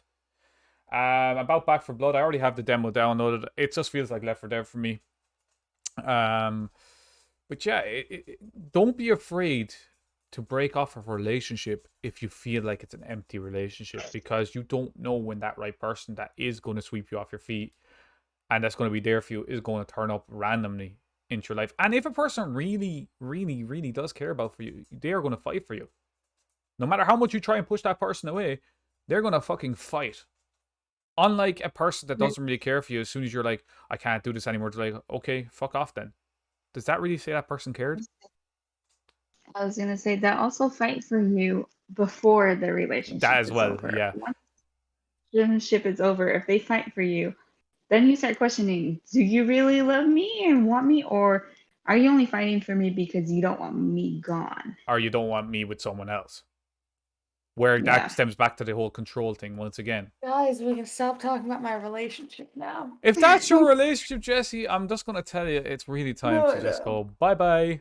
Have a nice time. I feel that. That's why I'm talking. That's why I can speak so clearly about it too, because I'm in that position as well. Yeah. So, Do you want to tell them something, Susie? yeah, I'm just saying that I know the feelings of Yep. being so comfortable in that spot just automatically saying I love you, or Mm. like calling you multiple places home, even though you're like, this isn't home. It doesn't feel it. It So feels empty. As that saying goes, you could be in a room of 1,000 people and still feel lonely. It's yes. true, So fucking. That no, is true. it relates to you. Just know that I feel that, and I I'm know just I know this. exactly, and like maybe if you've got a male friend or whatever, if you're attracted to females, if you're female, whatever. As I've said, this is for every sexual orientation. This goes for everyone. If you get that person that comes into your life and you start getting feelings for them, because love at first sight exists. I don't care what anybody says. It fucking exists. You can fall for someone Sorry, I instantly. just read what Huh? you said in chat. Oh wait. I wasn't laughing at you. Who needs a girlfriend when you have intimacy on me, girls? Hey, if that's what you're into. Hey, if that's what you're into, we don't judge. Just get yourself a body pillow with a hole in it someplace, and off you go, buddy. They have super realistic sex dolls that you can. That is true, but they're design. so fucking expensive. They're like $2,500. Yeah, like $2,500. Like I have that, I can just shit that out of nowhere. Start a fund on Twitch. No, I don't want a sex doll. And then What you the- can make an OnlyFans. No, I'm not making an OnlyFans or a sex doll. What the fuck? No. Okay, hold up. Anyway, let's get back to the topic at hand. What were we talking? Oh yeah, so like Sorry. when you fall in love with someone, you can't control them feelings. No matter how much you try and you want to control them feelings, it's this new feeling you get inside, and you're like, "What the fuck is this? Where the fuck have you been my whole life, feelings? Because I've never felt this way before about anyone." And when that person really does come, you'll know. Honestly, like you could see yourself marrying this person. Even you could only know him a week, and you'd be like, "Why do I feel like I could marry this person? Why do I feel like I've known this person for years? Why do I feel like this? There's no explanation for it. It just happens." Anyway, where's this? Best thing about them, they never argue. Oh my god, here we go. Arguments See, are perfectly normal. I read that and I immediately thought of Quagmire. No, Yeah, I know, yeah. not Quagmire. Quagmire. Cleveland show. What's his name? Cleveland Brown? His neighbor. Oh, I can't remember. It's been so long since I watched the Cleveland show. But if you want to go with Quagmire, man. No. Let me check. Let me look it up. Yeah, look it up. Was it the bear that was his next door neighbor? Nope, it wasn't Cleveland. It wasn't. Bert or whatever his name was. But yeah, like, look, you can't help who you fall in love with. You can't help your feelings towards someone. Now, if them feelings ain't reciprocated by the other person, you just need to suck it up. It's not going to happen. You can try. Holt. You can keep trying. Oh, Holt. Oh, yeah. That's who I'm talking about. Holt. He's the one with the sex doll. So yeah, like this is relationships in a nutshell. The relationships are not hard if you know how to treat someone with respect in that, but they're not easy either. There has to be a middle ground. Everything needs to be 50-50 in a relationship. Decisions, expenditures, emotions, and being there for the other person needs to be 50-50 or 100% on each person's part, should we say. The old perfect guy after Christmas. Oh yeah, Herbert. I can't do his thing. I really can't. It's too hard. How does he? I know he does the whistle. No, I can't. I just can't do it. I can do some. What? They said that whistle is so annoying. I'm like, oh my god. Hello, Peter. No, I can't do it. Shit. Not saying that it's a bad thing, but I'm saying his specifically is annoying. Yeah, well, like that's the whole idea. It's supposed to be annoying. He's a pervert, like, at the end of the day. But that's the thing, like, just don't give up on something you really want. If you really want the person in your life, you're not going to give up without a fight. It rhymes weirdly enough, but it's the fucking truth. Like, I don't know how else to say it. I think that's the real honest thing about it. And if they want you in their life, they're not gonna walk away without a fight either. I think, at least. I hope. It depends. Are they already mentally over you? Because if they are, then they are. Yeah, if they're mentally over you. I'm on about new relationships now, not back to the old ones. But forming new relationships, we'd say. You didn't specify. I know I'm So specifying it now. I forgot to specify we're on about a new relationship and well, basically both. Yeah, Some relationships suck too because that's when you don't know if people are being honest or not. well, it mhm. you can, if you're able to read facial expressions and body language, you'll know Yeah. when someone's being honest with you. As I said, I had to read body language for 16 odd years with my two brothers. So I got very good at being able to read people's faces and very good at being able to read people's. A lot of the time, it's like, are you reading my mind? No, I just can read your facial expressions. Mm-hmm. That's Because, why huh? I said that's why masks are good because you can't see But half their face. you got the eyes and you've got the all this up here. You don't just need the mouth. You can read someone without even looking at their mouth, just by Little their eyes. bangs, or, covering your face, like. But no, that's just like, why are you gonna walk around like? Why are you gonna walk around like the one out of the ring? Have you not seen people who are like, "Oh, you want me to wear a mask?" And so they go into the store with a full inflatable dinosaur. Oh, I've never seen that. Now that seems like a funny thing. Yeah. But yeah, like there's, I just don't know anymore. I just this whole new generation dating is just so fucking complicated. It's just so No one complicated. wants to commit. They're just seeing each other. No one wants to communicate. It's just Yep. the communication is, you want this dig? Yeah, let's go. Really, And it's honestly. all over social media. Yeah, it is. Interactive And or people interactive. don't want to make the effort to actually travel to that person. They just want it online and bullshit, on, like, if I was dating someone long distance, I'd want to make that effort to go out and so on and so forth. Basically, actually put in the effort and show you're putting in the effort. Don't just say, "Oh yeah, I'm putting in all this effort," and then all of a sudden you're doing nothing. You're just sitting there with your dick in your hand, like, what are you doing? You said you were putting an effort in, but you didn't do fucking nothing. Where's your effort? Simple. I went to McDonald's. What about McDonald's? I said the effort went to McDonald's. Hey, McDonald's is only 10 minutes down the road of a walk. I'm broke though, so yeah, nah, ain't happening. But that's the thing as well, is if you're in a long distance, let's go to long distance relationships. Let's actually do more relationships. All right, if you're in a long distance relationship, it's hard. Long distance is hard. It really is. There's 3 ways to keep a long distance relationship alive. One, always be there emotionally. Always be there on the other end of the phone, texting, whatever. Your phone. I hate these people that make out they were busy, too busy to text someone. You can't take 5 minutes out of what you're doing to send a text, like, or your phone is right in front of you making excuses like, yeah, sorry, I didn't see that. You motherfucker did see that notification pop up. You just decided to motherfucking ignore it. The other thing as well is send gifts. Like, actually send stuff to show you still care. Like, I know it's not like gifts don't buy a relationship, but they do show, like, I'm still here, like I am, And the third thing as well is make plans to meet up. Make plans and stick with them plans. Don't, unless somebody is after getting gravely ill or needs a surgery or something like that, or something out of your control happens, make them. Do you know Payroll, or have you ever played Halo? I don't know Payroll, and I have played Halo. Yes. Why? We're going back to that first thing that you said because I feel like you forgot about this whole thing.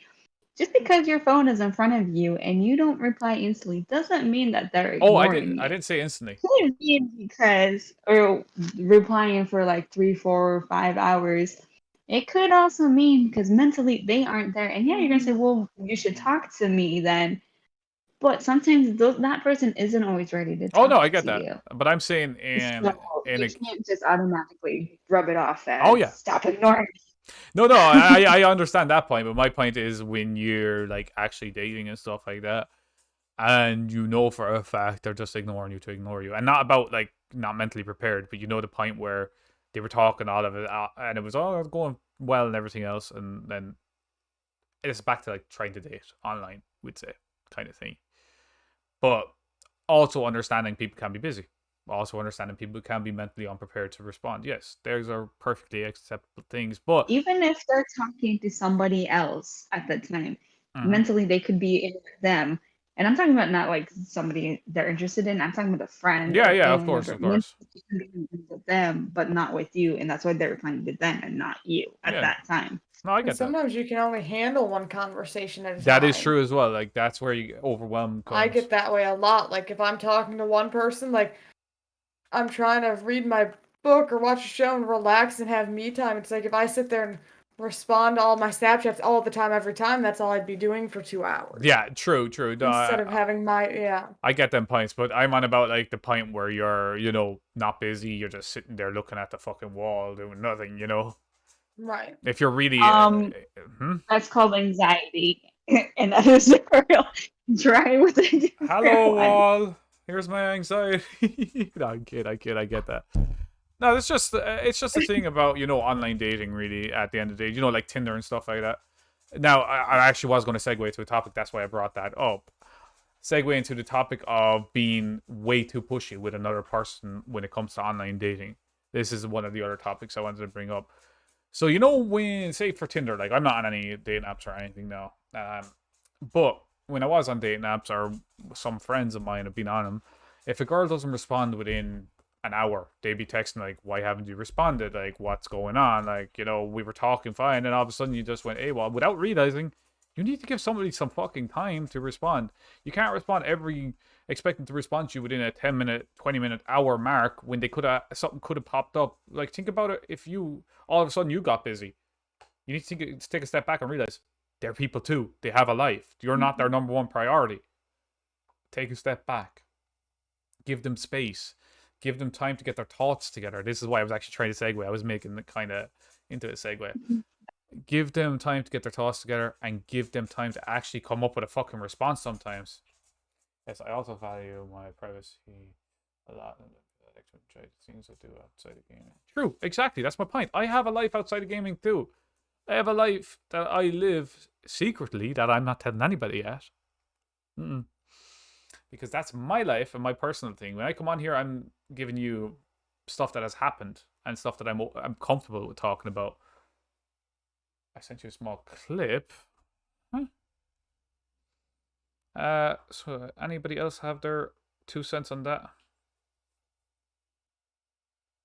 On what you were talking about, like 3 different things. I was talking about the whole being too pushy and online dating and why people feel the need that they need this instant satisfaction and an instant response. When Yeah, they need to feel like they're I look at that after cared about and stream. attractive and important, and yeah, it's a lot of insecurities. Insecure. That's what I'm Yeah. getting at. Because with the whole age of social media and Instagram and people seeing these really good-looking people, quote-unquote good-looking people, with Photoshop photos and everything else, they're not realizing that the people look good for that one picture. For the rest of the year, they look like kind of average. And then they get insecure because they think they need to look this certain way, or people won't find them attractive. Attractiveness doesn't come down to looks a lot of the time. It comes down to how you talk to someone, how you approach a situation, and how your confidence. Most people find confidence more attractive than looks. If you walk into a place and you're the most confident motherfucker in there, and you don't give a fuck, more people are going to turn their heads and look at you than if you walk in there, big jacked motherfucker, muscles for a man anyway, muscles, and you're too shy to talk to anyone. What's that going to show? It's funny that you say that. I know a couple of brothers that are like that. One's just absolutely massive and like subjectively better looking of the two. But the other one is just always himself and always having fun and talking to people. So like he at the end of the day like gets lucky or like pulls the prettier girl or whatever because he's just himself and Exactly. is confident in it. But it's not down to even look at that point. It's down to just knowing that women / men find confidence more attractive than looks. 9 times out of 10. Because I've had it happen one time where this, quote unquote, I don't do numbers usually, but if people that are like, what would you rate this and what would you rate that? So it's just say quote unquote 9 out of 10 or 10 out of 10, looks wise. And they're just a complete cunt. They have no personality. And then all of a sudden you walk over and say hi and they're like, ew, get the fuck away from me. And you're like, well, bitch, I don't even interested anyway. No, seriously, confidence is attractive because you can be the ugliest person in the room, but your confidence can be sky high, and girls are gonna go after you because you got your life together. Yeah, At least not the immature ones, but oh I yeah, mean, they might. immaturity is all about looks. When you're like 18, 19, you're so fucking horny all the time. All you care about is look. You'd fucking get off with a pillow or a fucking whatever, as long as you found it attractive. A bucket, a smelly welly, whatever it is. If you found that attractive at that age, you're like, hell today, yeah, let's go. Or marry a pig. Or something, you know? Something fucking Yeah. stupid. But this is the point. People make things too complicated. The simple fact is, be confident. Even fake confidence. The more you fake confidence, the more you become naturally confident. Yeah.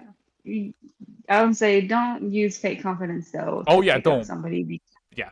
they can So smell fake confidence. a better way to put it is like build your confidence. So instead of Yes, sorry. looking, it's all about like self-affirmation and positivity. So you need to cut out any like, oh, like I'm not as fit as I used to be or this or that. It's like you have to just be like, oh, I still have a great smile. Like this shirt looks great on me. I'm gonna buy it. Like that Yeah, sort of yeah, thing. And yeah. then use eventually like telling yourself enough positive things will give you the confidence because it's your state of mind over what other people think. I'm just reading what Togi said there. Sorry. I'm in the No, shower you're here, good. and you guys talk.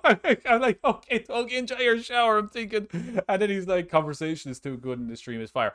This is why I wanted to start a podcast and get people's opinions, because I want people to be able to figure out where they want to go in life and don't give up on your dreams, even if people say it's not going anywhere.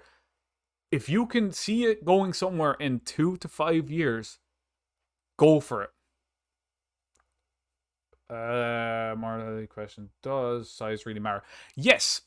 Plain and simple. If you are too small down below, how are you going to satisfy a girl? Okay, Same goes no. with if you're too big. Yes, and same goes if you're too big. Size doesn't But matter because as long as you are willing to use toys or whatever you need to satisfy the woman, then no, size does not matter. Yes. You just have to be comfortable in your masculinity Yes. and confident in yourself to realize that, okay, like, I need to do this or use this extra thing to help me, or like me out to help her out, sort of True, thing. true. But for a one night stand, if you're talking about just one night stands, One night stand. size 100% matters. If you can't satisfy a girl, because what's going to happen when you're drunk? You're not going to go to the tank. Oh, she's got a dildo over there. Let's take that motherfucker. You're just going to be thinking about sticking it in. And if you're like the size that really would matter between 5 to 8 inches, we'd say. Just let's just average it out here. Anything's kind of smaller than that, it's going to be harder for you to pleasure that girl, and that's where you need to innovate. So if you're say 4.5 or 3 inches, you are going to have to be inventive in the bedroom. But if you're 5 inches to 8 inches, it's fine. If you're 9 inches, you're going to scare a bitch away. You're going to scare a girl away. Sorry, I mean scare a girl away. Okay. I do want to say something to that. Here's the issue with that, though, is I don't know how your brain and thought process is going with that, but a lot of women don't get off with just a dick inside. That is true. Yeah. Like that's gonna almost do never. nothing. You've got foreplay. And so if Yes, you're foreplay, like thank you think you almost got her there and then you just slipped the dick in, No. the odds are you're not gonna, you everything might just go opposite your direction. You're better off doing what you're doing to get her off than just Exactly. slip it in. Remember what I said about erogenous zones? Very important to turn a girl on. Whether that be kissing the neck, nibbling the So ear, in that so it is so forth. aspect, size does not matter. Mhm. It's more just you than her. The only way that it would matter is pain or not feeling anything. Exactly. If she's pure dry, it's going to hurt her, and it's not going to feel. It'll probably No, feel. You know. I wasn't talking about that. I was talking about being too big. Oh yeah, well, being too big, you're gonna kill. You're gonna kill her. That's it. End of discussion. She's gonna be there like, holy fuck, what just hit me? That's hitting my fucking me guts are gone. So yes, you know, if you're about 9, 10, 11, 12 inches, she's gonna be freaked the fuck out. Yeah, it might be cool to see. She might be like, okay, that's interesting. But if she sees 12 inches, like a lot of girls don't know what 8 inches is, what 12 inches is, what 7 inches is, because a lot of guys have lied. A guy that's 5 inches could say he's 8 inches and that's all they've ever seen, and they think that's 8 inches. Then all of a sudden, a real 8 inch comes and they're like, what the fuck? That's a monster. That's a fucking monster of a thing. The one-eyed snake has attacked and I am frightened. Simple fact. It's all perspective and all. I don't even know at this point. Is there in Discovery guy having the world's biggest penis that reach all the way to his feet? I don't fucking know. That just seems uncomfortable. No, there is. That would just be He, uncomfortable he as didn't answer the fuck. question. He said that in the statement. There is an actual. That just seems impractical as fuck. What are you gonna do with that joke? Slap him in the face and knock him out? Is that what you're gonna do? Like, imagine helicopter dicking with that joke. Who are you gonna? You're fucking take off. No, no. Oh Jesus Christ, no. Just be That look. sounds horrible. Just be confident with what you have and learn. If you're small, like learn how to be inventive in the bedroom. Simple. Confidence is key. You have to be. Usually, the Mhm. small guys are the ones that know what they're doing, and you enjoy it better anyways. That is true. Until because big guys with a big penis, seem to think like that's all that matters. No, not true. Yep. You need to be able to turn a girl on. You'd want to be spending about 10 minutes, 20 minutes turning a girl on before you even want to go in there a lot of the time. And if you can't figure out how to do that, start learning, start looking up erogenous zones, and start really learning what girls like. And as I said, don't be afraid to ask your partner what she likes and where her erogenous zones are and where she gets turned on from if you don't know. What was Watch pussy for practice. What?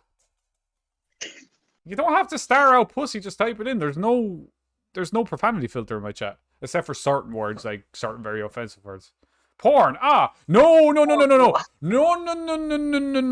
Porn is the worst place you can go for sexual advice because Yeah, it's also fake. it's fake. They could be spending that one scene you watch for like 20 to 30 seconds could be 8 hours of filming. 8 fucking hours. You really think that they're enjoying that? Porn is the worst place anybody can go to turn a girl on because have you ever noticed that it's just always just the guy getting a blowjob, he sticks it in and that's it. For the most part. Maybe a bit of choking here and there, some spanking or whatever porn you're watching. Don't ever go to porn for sexual advice. Never. You guys are making You guys are making me. We're not making you do anything, my friend. You do not know nothing. Well, look, first thing to do is start looking up erogenous zones. Be dead ass honest with you. Second thing to do is just start. Oh, I didn't finish. You guys are. You didn't finish what? I'm confused now. He didn't finish his sentence. Oh, You guys are making me worried. I'm like, wait, are you masturbating or something while listening to this? You didn't finish. Whoa. Hold the fuck up. Whatever. No, okay, so what?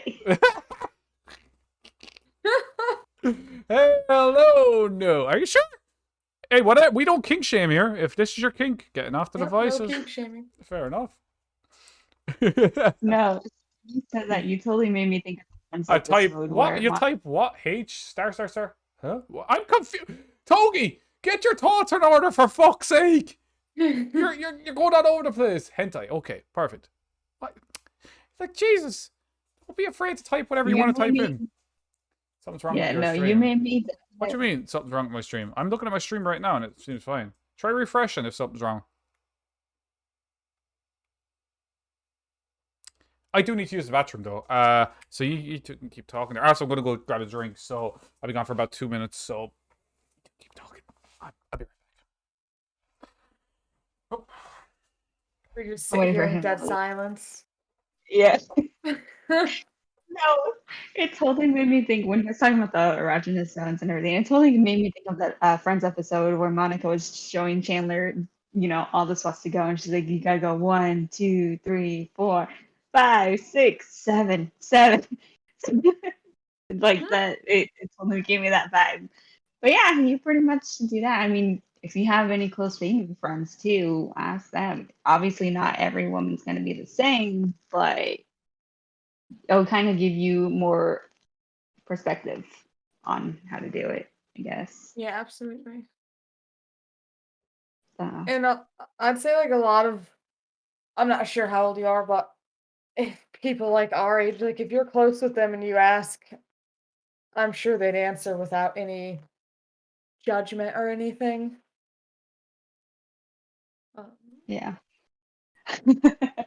At least I know I yeah, wouldn't. Like if somebody came up to me and was like, "Hey, I would like this advice," I'd be like, "Yeah, sure." yeah. They're probably the best person you can go to get advice. You make me It's sound not like that I'm you're super. super young. No, I don't know. I don't want to assume, so I'm saying like I don't know how young you are or not. Wait, what age are you, Togi? Sorry, I'm just back there now. What age are you that you're saying you're not super young? Anyway, what were you talking about? Sorry, I interrupted. No, he just we were I was maybe in the I was restaurant. Yeah, I know. moaning in the Yeah. back. Wait, who was moaning? You, I we can wasn't. hear you. I went up to the kitchen. I went peed and then went up to the kitchen and grabbed a can of Pepsi. So there was no. Sure, his kink is actually getting off to the stream. He just doesn't want us to know. I grabbed a can of Pepsi and he. Sorry. Could this fucking like tighten up for me, please? All right, there we go. Tighten up, huh? Not like that. It's No. the boom stand. Like the nut in the boom stand just keeps becoming loose. So every time I move it up, this is what happens. I pull it out the fucking thing. Yeah, that happens to mine too. I have to So annoying. redo That's it what I'm every trying to couple fix days. right now. I don't think they want to listen to you singing right now. I'm sorry. What, me singing? No, Lucius, he's trying to Oh, sing for everybody. I have actually back to looks over, personality and all that. Let's just go back to this. All right. Got abs, for instance, and all these things, blah blah blah. And a guy, do you really think abs are sexy, or do you actually give a fuck? Abs are sexy, but I don't give a fuck. Exactly. Like it's one of those like, oh yeah, it's nice to look at, but like I don't require my partner to have abs or because anything like that. the worst thing about abs and trying to get them is you have to be at a low body fat percentage. And trying to keep abs year round for some people is so damn tough. Like for me, I don't have abs right now. I could have them, but I'd have to eat very little food to actually get them and maintain them. And I don't feel like starving myself to look appealing or, this shit. When abs you have them, they're always there. They're fundamental to your core, but they're not important. They're just cosmetic. So, like... It's just a perk of the relationship. Exactly. Hey, look, if you really want abs, just have a lot of sex. You probably burn enough calories to get abs soon enough. Let's just put it this way. As we've... Dad bod is a thing. Yeah, but who wants a dad bod either? Why can't you just be happy with the body you have? Just... Yeah. if you're confident and happy with the body you have, only ever change your body for you. And there's a reason I say this. Never change what you like, your body or anything else for anybody else, because what's going to happen if that person leaves your life is you're going to end up reverting back to your old ways and you're just not going to give a fuck anymore. You need to do body transformations for you. I've been meeting a lot of girls who are interested in dad bods.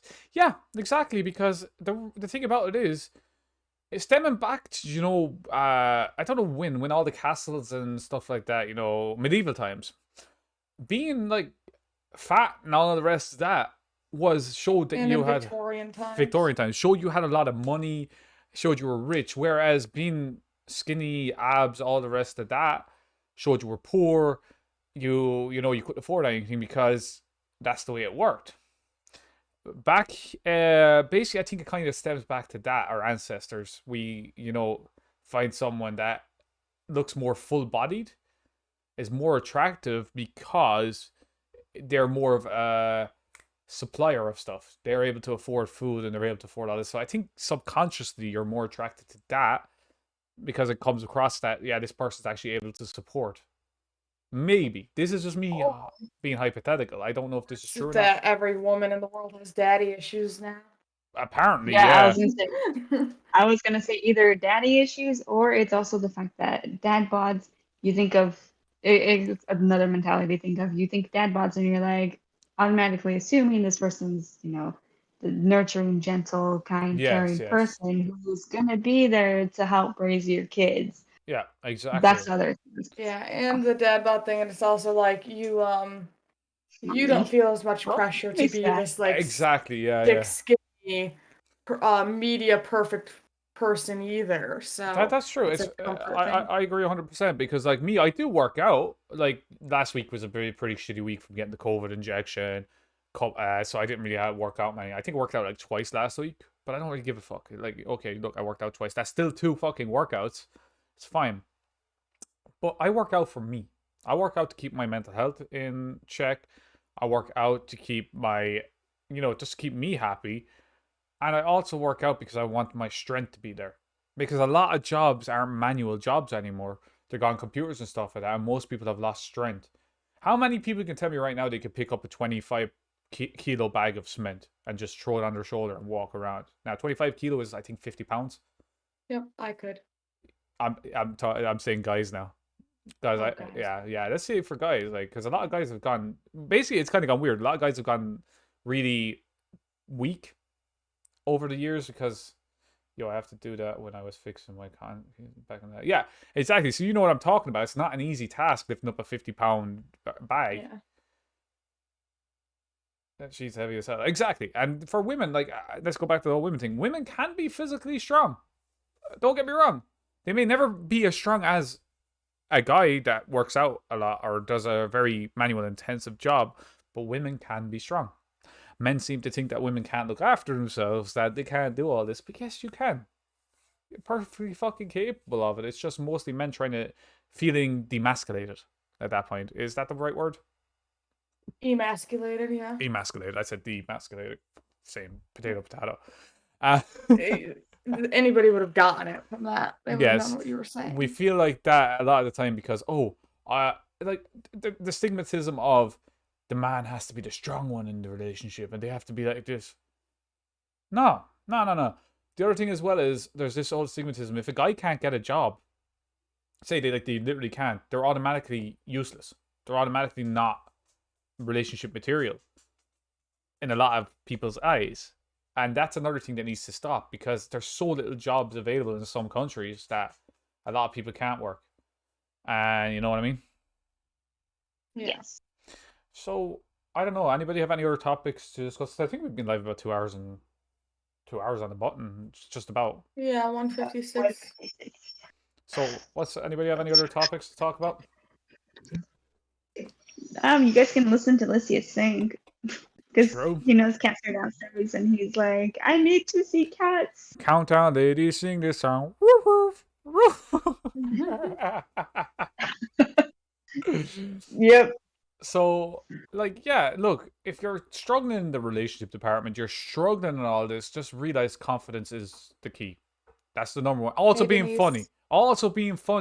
You need to be able to make someone laugh. If you can't make someone laugh, you might as well just be like, meh. Best pickup line. No, we do not write down topics. I had these topics in my head actually all week. The ones that I brought up this stream. I don't need to write them down. If I remember them. Denise, Sometimes. Thanks for lurking for the whole stream, by the way, Denise. I saw you. Denise joining. I thought Denise was going to join. Denise messaged me he was going to join an hour into. I'm still waiting. Yeah, we're like going into 2 hours. Remember, Denise, I could show her DMs. I can show her DMs if you want to deny it. No, I'm kidding. You're fine. Don't worry about it. I'm curious what Jesse said because you're so loud. Sorry, Jesse. I said I have a pickup line if you're loud. All right, pickup line. Okay, go for it. I lost my number, so can I have Oh, yours? that's so old. That is so old. No. Love it though. No. Yeah. Oh, Nice legs. What time do they open? Yeah. Or if your right leg is spring and your left leg is summer, or if your right leg is spring and your left leg is winter, can I come in between the season? Yeah. What else is there? I know pickup moves too. Yeah, just go and lift her up.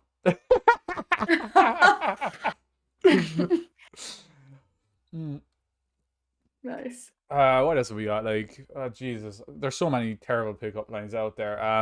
There was. Did it hurt when you fell from heaven? Because your face is all fucked up. I like. Do you have your mirror? Do you have a mirror in your pants? Because I can see myself in them. Yeah. What'd you say, Susie? Finishing your pickup line that because your face is fucked up. then you go, but it's okay because I can make it look better. Oh, for the love. Oh my god. My personal favorite one is how much does a polar bear weigh? Oh yeah, enough to break the ice. Enough Yeah. to break the ice. Yeah, Because that one's like more like cute and innocent. Like yeah. that's a lot of the other ones. Do you know how much I weigh? Enough to break you. Call me daddy. Oh god. Oh, there is one that's really fucked up that I will not say on stream because it could get me banned. So we're not even gonna go there on that one. Yeah, no, like, look, pickup lines don't work. They really don't. No, You just have to have it chat. depends on the girl. Yes, it does. If a girl is willing to just get laid, then yeah, they'll work. But if you're trying to, No, if it's funny enough, Oh, yeah, would okay, talk a good funny pickup line. I'd probably be inclined But- to like stick around and talk to you. doesn't that go back to me saying if you have to be funny to impress to make a girl like you? Mm-hmm. If you can deliver it with confidence Yes. and know him, then you're fine. Say it with your chest, basically, as they say. Boom. And if you're not good at pickup lines, just go like use whatever line you have and then use an anchor, baby. Or you could be like this. I've lost my address. Can I have yours? Back to the whole number thing. That with sounds like a address. stalker. Exactly. I'm lost. Can you tell me where you live? Don't use them. They'd be fucking terrible. I haven't advertised them. I don't know. But yeah, look. I guess this is the relationship hour, basically, at this point. Are you singing for everybody? What did I miss? You didn't Pickup miss much. We lines. were just talking about pickup lines and just being confident and just being funny and not being afraid to be yourself. You need to be yourself. Because women can see and men can see through bullshit. So if you're not being yourself, you're getting nowhere. You're getting absolutely nowhere. So like, yeah, maybe when you're younger, around 18, 19, 20, talk a load of bullshit, hype yourself up. Because that's mostly what women of that age really want. It's just someone to basically bullshit to them. Really, from what I've come across anyway. Not when they get older, though. Not when they get older. When they hit around 26, 27. Well, it's still some of them, even in their 30s, as you know, can still be immature as fuck and having a clue. So, yeah, that goes for men too, as women. Sorry. That goes for everyone. Yeah, so I think that's a pretty good place to end it on. If somebody else has something else they want to talk about. And a 17-minute game in Smite. Like, how is that even possible? He said 70, not 17. I said 70. 70-minute game in Smite. I've had games that long. Longest I ever That's had what was, happens when you play Conquest. even in Conquest, the longest I've ever had is 46 minutes. I think the longest I've ever had was like almost an hour. 4-hour stream of Dead by Daylight. That game, no. I've had like hour and a half long games in Smite easily. So, everybody good with ending it there? Because I can't think of anything else to talk Yeah. about that we haven't kind of hit on. Unless Denise or anybody else in chat, I don't know who else is there, has something they want us to discuss. Let me see. Should we I'm gonna all go give you a home? treat so you can. Smite. I don't know. We'll be playing Smite later today. Yeah, I gotta play it so- later on. But for right now, I need a break from these lights and stuff like that. Hi, Jesse. Nah. He said whoever else is in chat. I'm in chat. I'll say hi. Oh, okay, yeah, but I'm on about topics. I know. No, I had a couple jotted down in case we didn't have any, but Well, what did you have jotted doesn't- down? I was gonna say they don't tie into anything. It doesn't matter. so They don't it's, need to tie into anything. Oh, actually, it kind of does. Okay, talk. Kind of coming personally. The stigma in relationship that kids are what makes you happy. You kind of brought it up earlier. Oh so, yeah, like, yeah. or like that, like when a couple is together, like my boyfriend and I have been together for 3 years, the conversation or question is always like, oh, so when are you gonna have kids? And it's like, we don't want kids. Yeah, exactly. And So it's all it's, right not to want kids. Yeah, and that's, I think, just to touch on it, like it's But also, back to the kids thing, you might not be the right person to have kids because you could be like, I don't want kids, I don't want kids. I and then- don't want kids. But then a person could come into your life that No. could change that. I don't want kids. I'm saying it. Me personally. Oh no, I know. No, I know. And that's the other thing. As a person that has not wanted kids for over 10 years, it is kind of annoying when people are like, "Oh, you just don't know the right person." No, No, it's I get that. deeper. I'm a carrier for genetic disorder, and I don't want to pass that on. Yeah, that could be a fear So as well. it's right. So it's for me, it's even deeper than just like not liking children or something. Oh Like I yeah, work in absolutely, an absolutely. elementary school, and so it's the whole stigma of saying like, "Oh, you'll have kids one day, or you just haven't met the right person." Like, no, some people just Yeah, genuinely don't but you want could them or have a also reason. adopt a And baby at the end of the day if you really wanted one. If you were worried about your yeah, if I genetic. really want to, but I'm telling you, nope, Yeah, I'm that's good. fine. Like, look, this is the Me thing as well. personally, You yeah. shouldn't just because your Yeah, morals, say one thing, like your own morals, you should try to force your morals onto someone else. That isn't fair on that person. They, Right, but I would just break up with them. I wouldn't date somebody who's like, I definitely want kids. Mhm. 100%. Yeah, I of just want to course. date them. No matter how much I like them or not, we're not meant to be together because our ideals don't line up. But if he's willing to compromise or she, whatever you're attracted to, like, okay, let's not have kids, but what about like this or what about that? Like, discuss it. There's no harm in discussing Right. these things. You Oh, need to be able 100%. to. This is open communication again. You need to be able to discuss these things because if you can't discuss them, then you're shit out of luck. That relationship is destined to fail before you even started, Yeah. basically. They had Thanatos in her house. My roommate went to vacation with his girlfriend yesterday, and he going to propose to her. I wondered. Oh, Oh, that's cool. I wish him the best. I hope it all goes well. Like at the end of the day, because proposing is not the easiest thing in the world to do, because people are afraid of rejection. But it doesn't necessarily mean just because they said no now, doesn't mean they won't say yes in the future. They might not be ready to take that commitment. That's the other thing about marriage is commitment. You might not be ready to be married, but you could be perfectly happy dating. You know, marriage isn't always the thing you need, but it might be what you want. Don't need to be worried about it, I think, at the end of the day. for sure. Yeah. Um, I think that's a pretty good place to end, though. Like, honestly, 2.5 hours or 2 hours and 10 minutes consistent talking. I was like, no, you're still 2 hours and 5 minutes. You're still not even at 2 minutes. Blah, blah, blah, blah. I can't speak. But yeah, 2 hours and 10 minutes, I said, but 2 hours and five. Okay. Yeah, I think that's a pretty good length for a podcast anyway, because trying to talk for 4 hours, I tried to do that. No, that's too much. I just don't know. We can So, That's just too go much on for a me. filibuster next time, see who can talk the longest. but the thing, all right. So that's just before we end. All right. I just don't know why, what to do after. He had very minimal income and also live in one room. See, money doesn't mean shit in a relationship. Yes, it helps, but if you're happy with the person, you feel like you want to marry them, go ahead. Just make sure you're able to think realistically and get a new job that might support the income better. But it doesn't really matter 100%. I'm being dead ass honest with you. Plays a very fundamental thing in living, yes, but there's always ways to work around it. Sacrifices, stuff like that. I wouldn't worry about it. They need to make their own decisions. They're old enough. Obviously, if he's going to propose to her, he has to make his own decisions. All you can do is just be there to support. I think.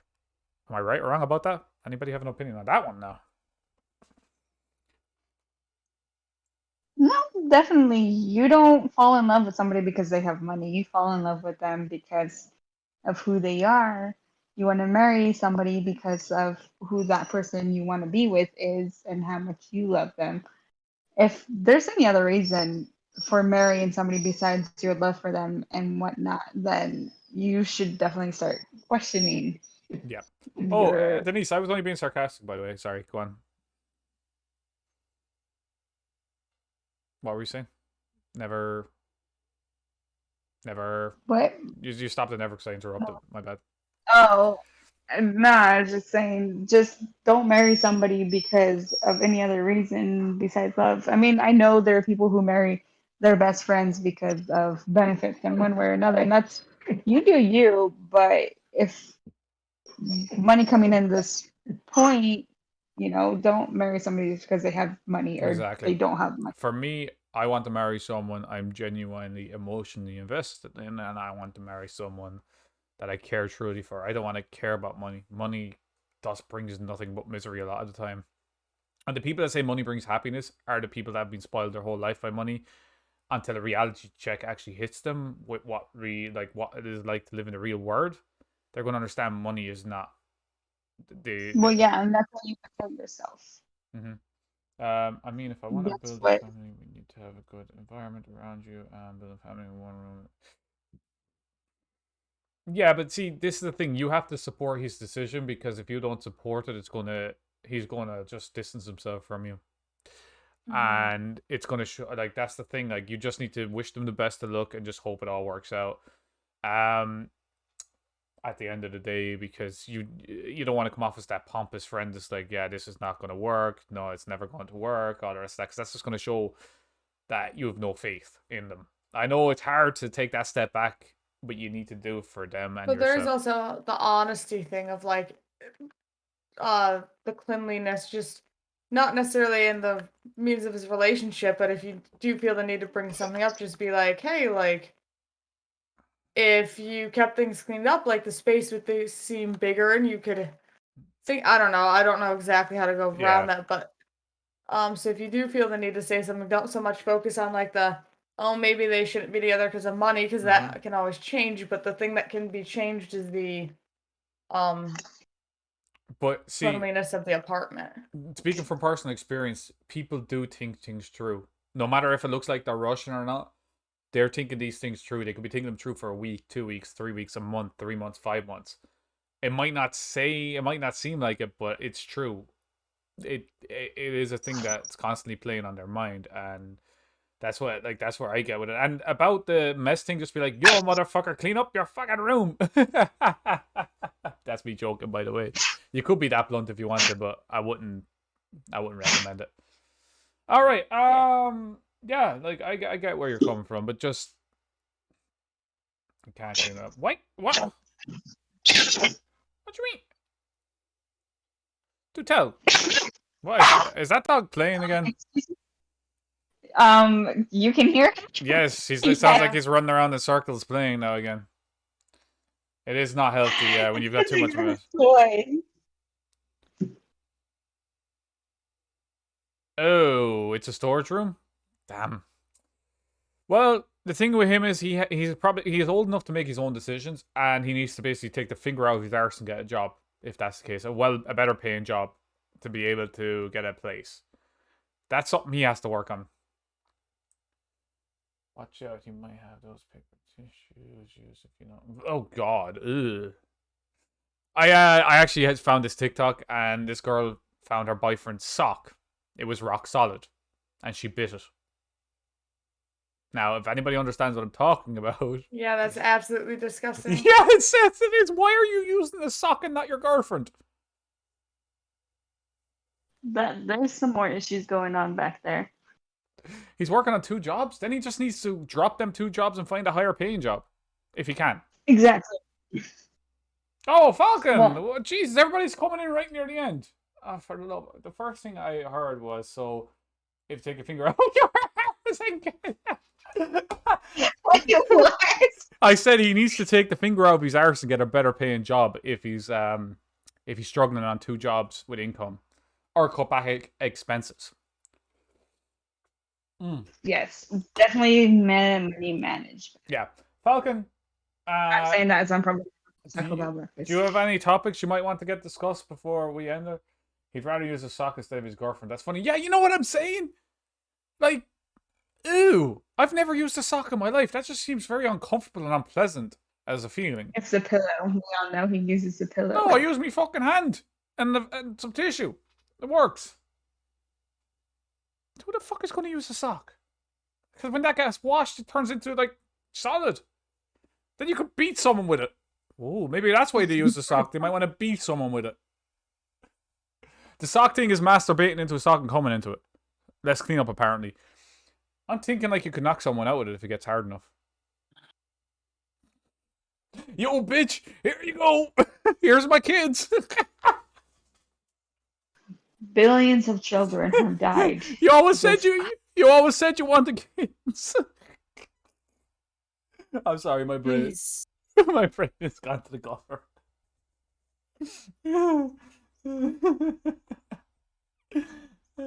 He says he didn't know the sock be more pleasure than the actual.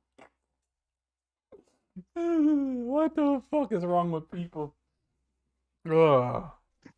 I don't Jeffrey understand either. I don't understand either with the whole sock thing. I never have. I remember in American Pie, the first scene in American Pie. If anybody remembers that.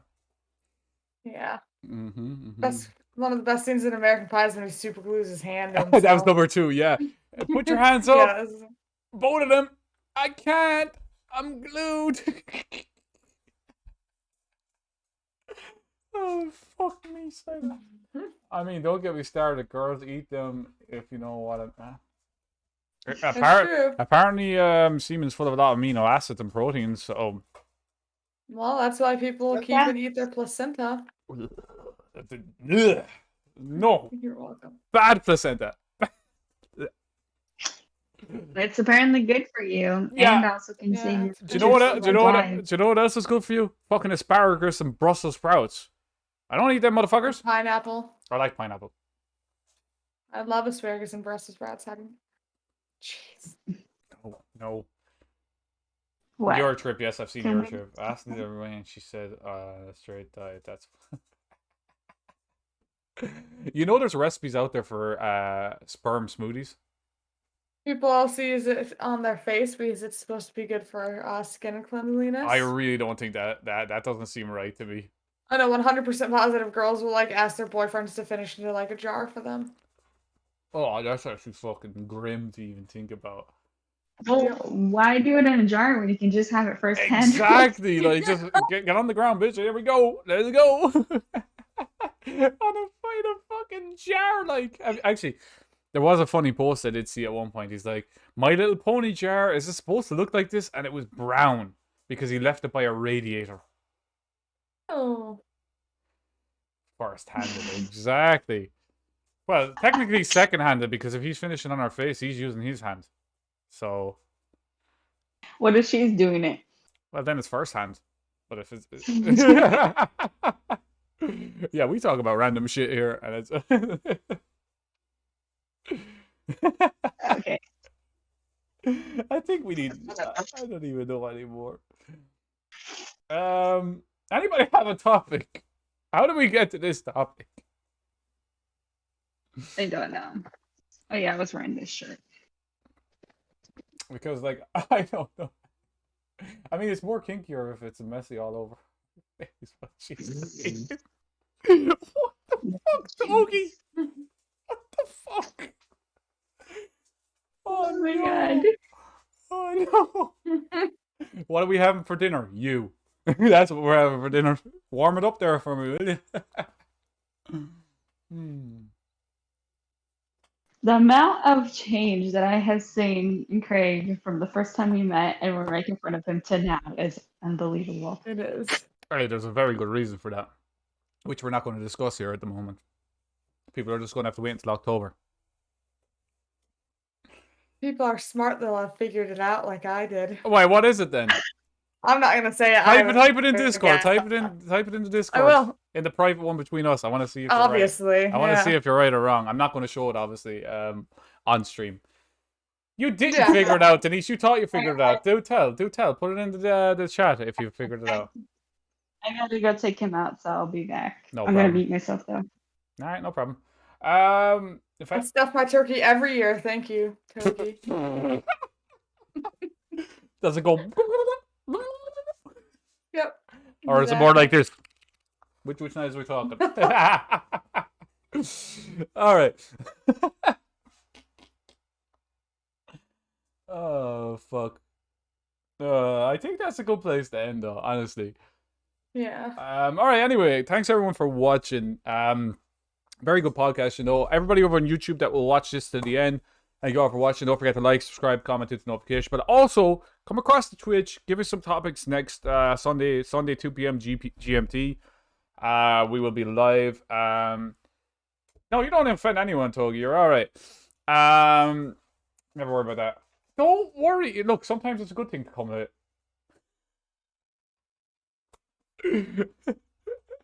Anyway, I'll try. Last time I tried to do this, the whole stream froze. I hope it doesn't this time because I gotta exit full screen and I gotta go back onto. Oh, I'm already on OBS here, so let's minimize this. Yeah, look, it froze again. You see what I mean? Shit. Great. So weird that it freezes for you when you try to do It's it. the PC. Okay. Is it? I was gonna I'll say try it's not because you're streaming Discord. It could be, but it's just done this last week. Who's online right now to stream? Or to raid, I mean. Not me. I don't know either. Let's see. There's a few people, but I'm not at the computer. Good boy. Oh, you're still well. It's frozen completely. So let me have a look. Is there anybody on mine here to raid? Bunnies of Doom, I guess, will work today. Bunnies of Doom. That's a great Name. freaking- Yeah. Oh, you can see her. Still hear us? Okay, good. I'm just looking for a person to raid here. So yeah, just the whole stream froze. This is the problem last time. So everybody's still hearing me. I'm trying to raid someone right now. We go raid Bunnies. And thanks everyone for watching anyway. Hope you enjoyed the podcast, the randomness, and we will be back next Sunday with the podcast. Tomorrow, I think maybe Smite. I don't know yet. So let's go raid, and everybody, please, be ready.